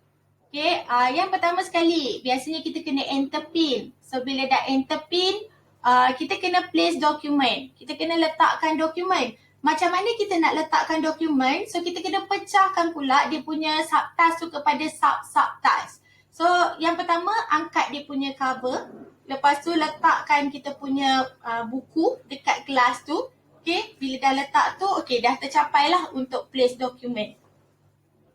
Okay, dan kat sini sebenarnya tertinggal satu step. Okay, kita ambil select copy option. Select copy option, so bawah dia nanti, ni 1, 2, 3. So 3.1 akan jadi black, 3.2 akan jadi color. Maksud dia yang ni dia nak pilih option untuk color lah. Dan biasanya, kemudian kita akan pergi yang kepada seterusnya, select copy details. Select copy detail ni biasanya dia akan select lah sama ada dia nak A4, A3 size yang dia nak, dan berapa kopi yang dia nak, quantity. Kalau awak tak nak masuk yang option black color tu dekat sini, awak boleh masuk dekat select copy detail. So kena tengok macam mana proses machine photostat tersebut. Ada yang diasingkan, ada yang memang duduk sekali dalam yang detail tu. So kalau dia memang duduk bawah yang detail, so dekat sini awak kena pilih lah select color. So kat sini pilih black color. So dia akan jadi 3, 3.1, 3.1.1, 3.1.2. Okay. Dan kat sini mungkin awak kata select paper size. So paper size awak boleh nyatakan A4, A3 dan seterusnya. Okay, kalau tak nak cukuplah sampai sini. Okay. Dan kemudian select copy ataupun select quantity. Kalau nak ayat yang lebih jelas, guna ayat yang lebih mudah untuk awak faham lah. Okay, select quantity. Dan kemudian kena pergi kepada press copy button, collect input, dan kemudian tercapailah awak punya objektif. Awak nak make several copies of A4 size book. Okay, ni ada satu lagi. As a student in UPSI, you are given several assignments by your lecturer every semester. By using MyGuru as the learning management system, you need to download and upload your assignment to MyGuru platform. You need to download the assignment file, read, understand and do the assignment, review and submit back the assignment into MyGuru platform. You also can view other student assignment and like the assignment. So you need to conduct a hierarchical task analysis for the scenario and represent the whole process in a graphical form. Contoh macam soalan ni dia dah ada dia punya major task dan dia juga dah ada dia punya component parts dalam soalan. Kalau awak tengok major task dia dah bagi dekat awak, major task awak adalah complete class assignment. Awak kena siapkan awak punya assignment. So macam mana awak nak pecahkan daripada awak nak siapkan awak punya assignment tu kepada component parts. So dia akan pergi kepada kat sini. Dia dah bagi. Dalam situasi ni dia dah bagi dekat awak component parts dia. Awak kena download assignment file tersebut, file tugasan awak tu. Awak kena baca, awak kena fahamkan dan kemudian awak kena buat. So bila awak dah siap, awak kena review. Awak kena check semula. Lepas tu dah okey baru awak boleh hantar. Okay, selain daripada awak hantar, awak juga boleh tengok assignment kawan awak yang lain. Dan dalam masa awak tengok assignment awak tu, awak boleh like assignment kawan awak tu. Okay, so ni adalah komponen parts yang terlibat. Okay, cuba buat. Dalam konsep ni kita refer kepada MyGuru. So dalam MyGuru dia ada untuk awak sign in. Awak kena ada dulu first kena sign in. So bawah sign in nanti akan ada masukkan awak punya username, password dan kemudian lepas tu apa yang akan berlaku. Okay, biasanya kita kena select course. Pilih course yang awak nak tu. Dah pilih course, awak kena pergi pula kepada assignment.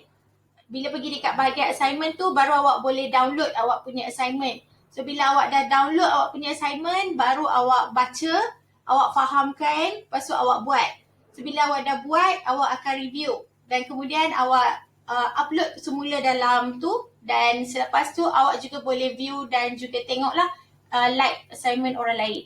Okay, dan kemudian last kali kalau dah okay kita log out. Okay, dah log out barulah tercapai awak punya complete class assignment. Okay, so cuba buat based on apa yang saya dah bagi sikit lah idea dekat awak.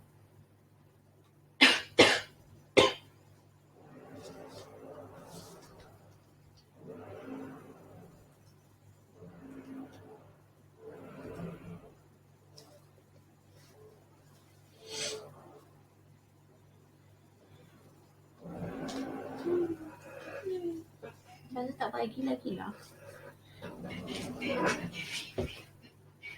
Tak boleh, saya tak bagi dia punya bini.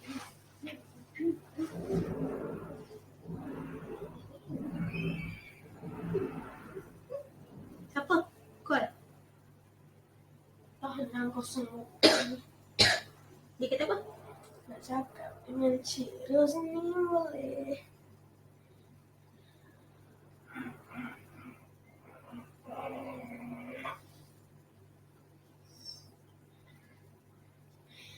Ni. Puas ke? Taklah perempuan. Dia dah kata Cik Rosanin tengah kelas.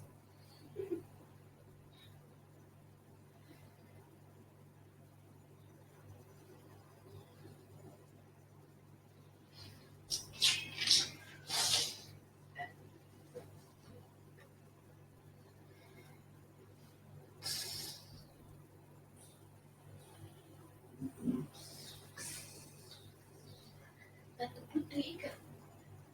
Tak lah. Saya tengah buat. Oh, Kalau itu buat. 3.21 dah. Saya tak boleh makan lagi. Makan. Oh, Kak Nani dah tak payah dah. Tapi tu nak kena bagi kat Aunty Mira kek dia. Alah, Kalau boleh nak ni lah. Nak dia habis dia makan. tak, dia tu bagi je. Oh. Tiba ada orang datang nak kek tu lagi. Sebab Aunty Mira dah bayar duit.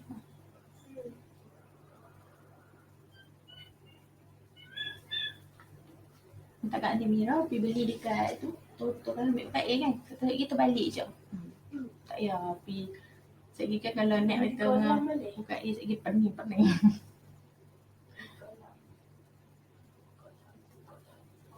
Okay, dapat.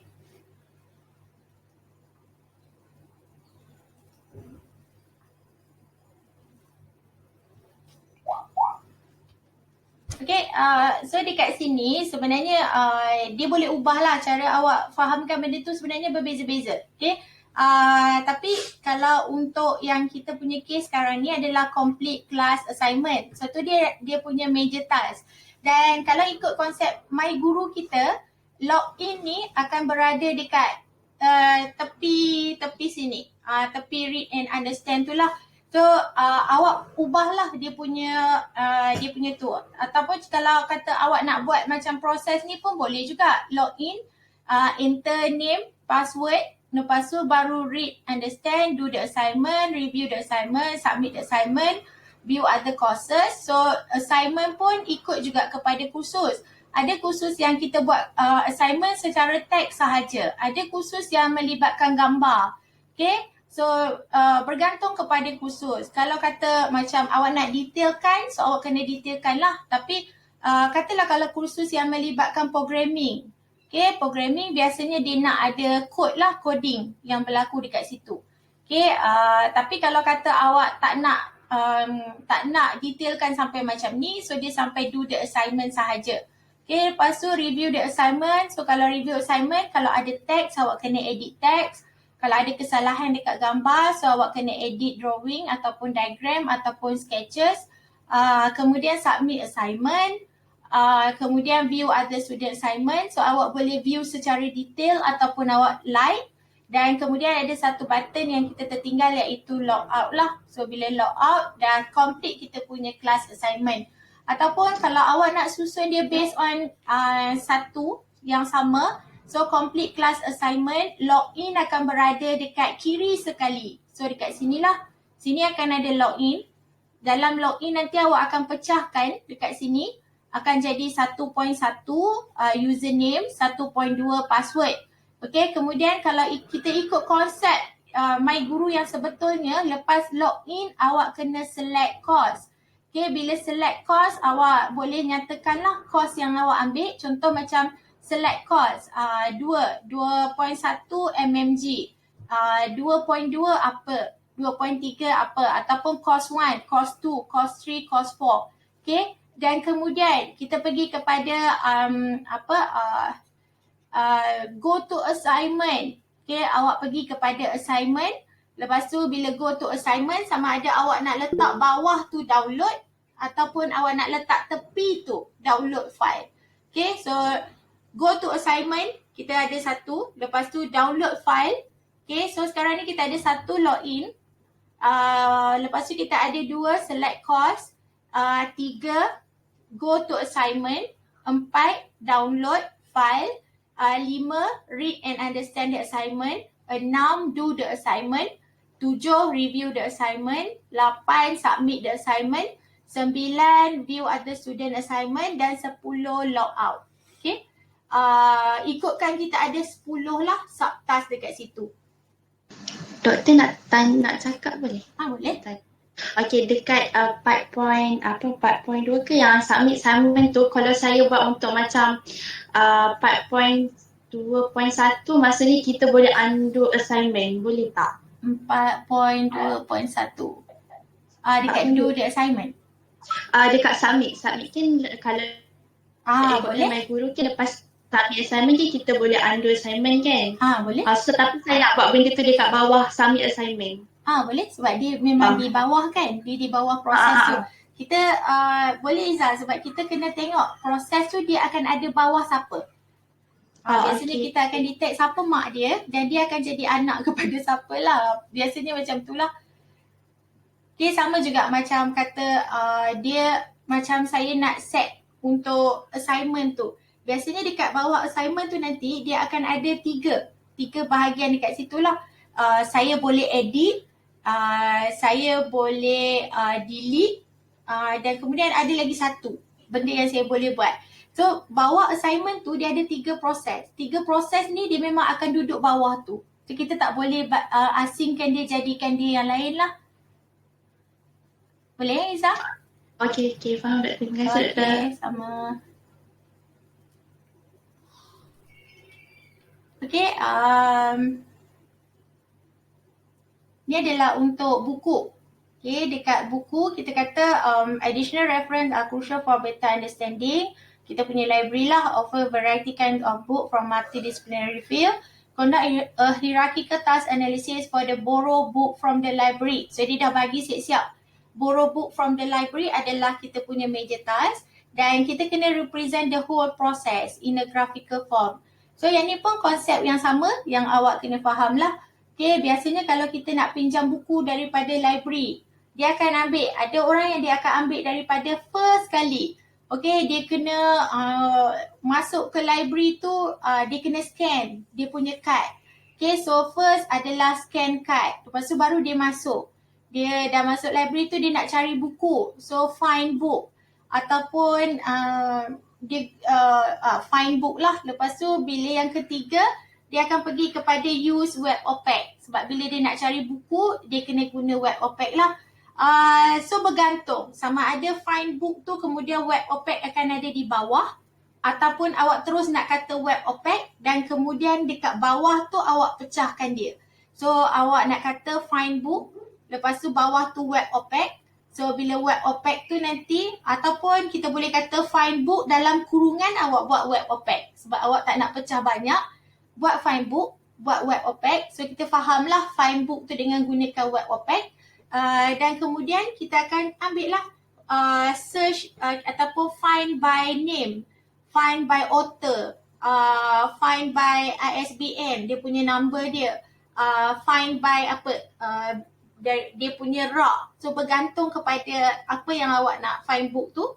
Okay, lepas tu kita akan pergi pula, dah kita dapat je buku tu, kita akan pergi kepada bahagian buku tersebut. So awak akan pergi search book ataupun bila dah search, lepas tu baru awak find. Perkataan awak tu kena betulkan lah. Kita scan card, scan matric card ataupun scan staff card. Kemudian kita pergi search. Awak pergi search dulu. Search book, lepas tu bubuh dalam kurungan web OPAC. Kemudian baru buat search by author, search by name, search by ISBN number, search by, adalah beberapa yang kita boleh search. Okay, kemudian baru find. So dalam find book tu pun sebenarnya dia dah jadi nombor 3 lah, 1, 2, 3. Find book tu pun bawah dia nanti akan adalah find book by ikut nombor rak dia ke atau ikut tingkat dia ke. Dan kemudian baru awak borrow book. So bila borrow book tu pun biasanya dia akan ada dia akan minta bawah borrow book tu awak punya nombor, sama ada nombor staff ataupun nombor matrik, dan kemudian dia akan bagi tarikh untuk awak pulangkan buku tersebut. Okay, lepas tu yang last sekali awak collect book lah sebab awak dah ambil buku tu. So tercapailah awak punya matlamat untuk borrow book from the library. Okay, so saya bagi idea untuk yang nombor 5 ni cuba buat dulu. Nanti minggu depan kita bincang. Okay, so konsep dia samalah. Okay, tapi kita tak adalah ambil sampai go to library tu, tak ada. Okay, so borrow book from library boleh lah kalau awak nak letak go to library. Tapi biasanya kita akan start dengan borrow book from library. Biasanya kita akan scan card kita. Lepas tu find the preferred book. Tapi macam case kita saya rasa lebih elok kalau awak letak dia sebagai search book. Lepas tu letak dalam kurungan web OPAC. So bila kat sini awak akan kata search by author, search by ID, search by ISBN number, search by location, tu bergantunglah. Okay, search by year, tahun buku tu diterbitkan, dan kemudian baru pergi kepada search book. So search book ni pun biasanya kita akan search by rack number ataupun rak dia, search by level, dia tingkat mana, dan search by kategori, dia dalam kategori mana. Okay, dan kemudian borrow book. So borrow book ni pun biasanya kita akan perlukan awak punya matric number atau staff number, dan dia akan bagi juga awak punya return date untuk awak nak pulangkan buku tersebut. So bila borrow book, last awak collect book dan kemudian tercapailah awak punya borrow book from library. Okay, sama juga konsep kalau kata awak nak buat T. Okay, nak buat T. Proses dia untuk nak buat T pun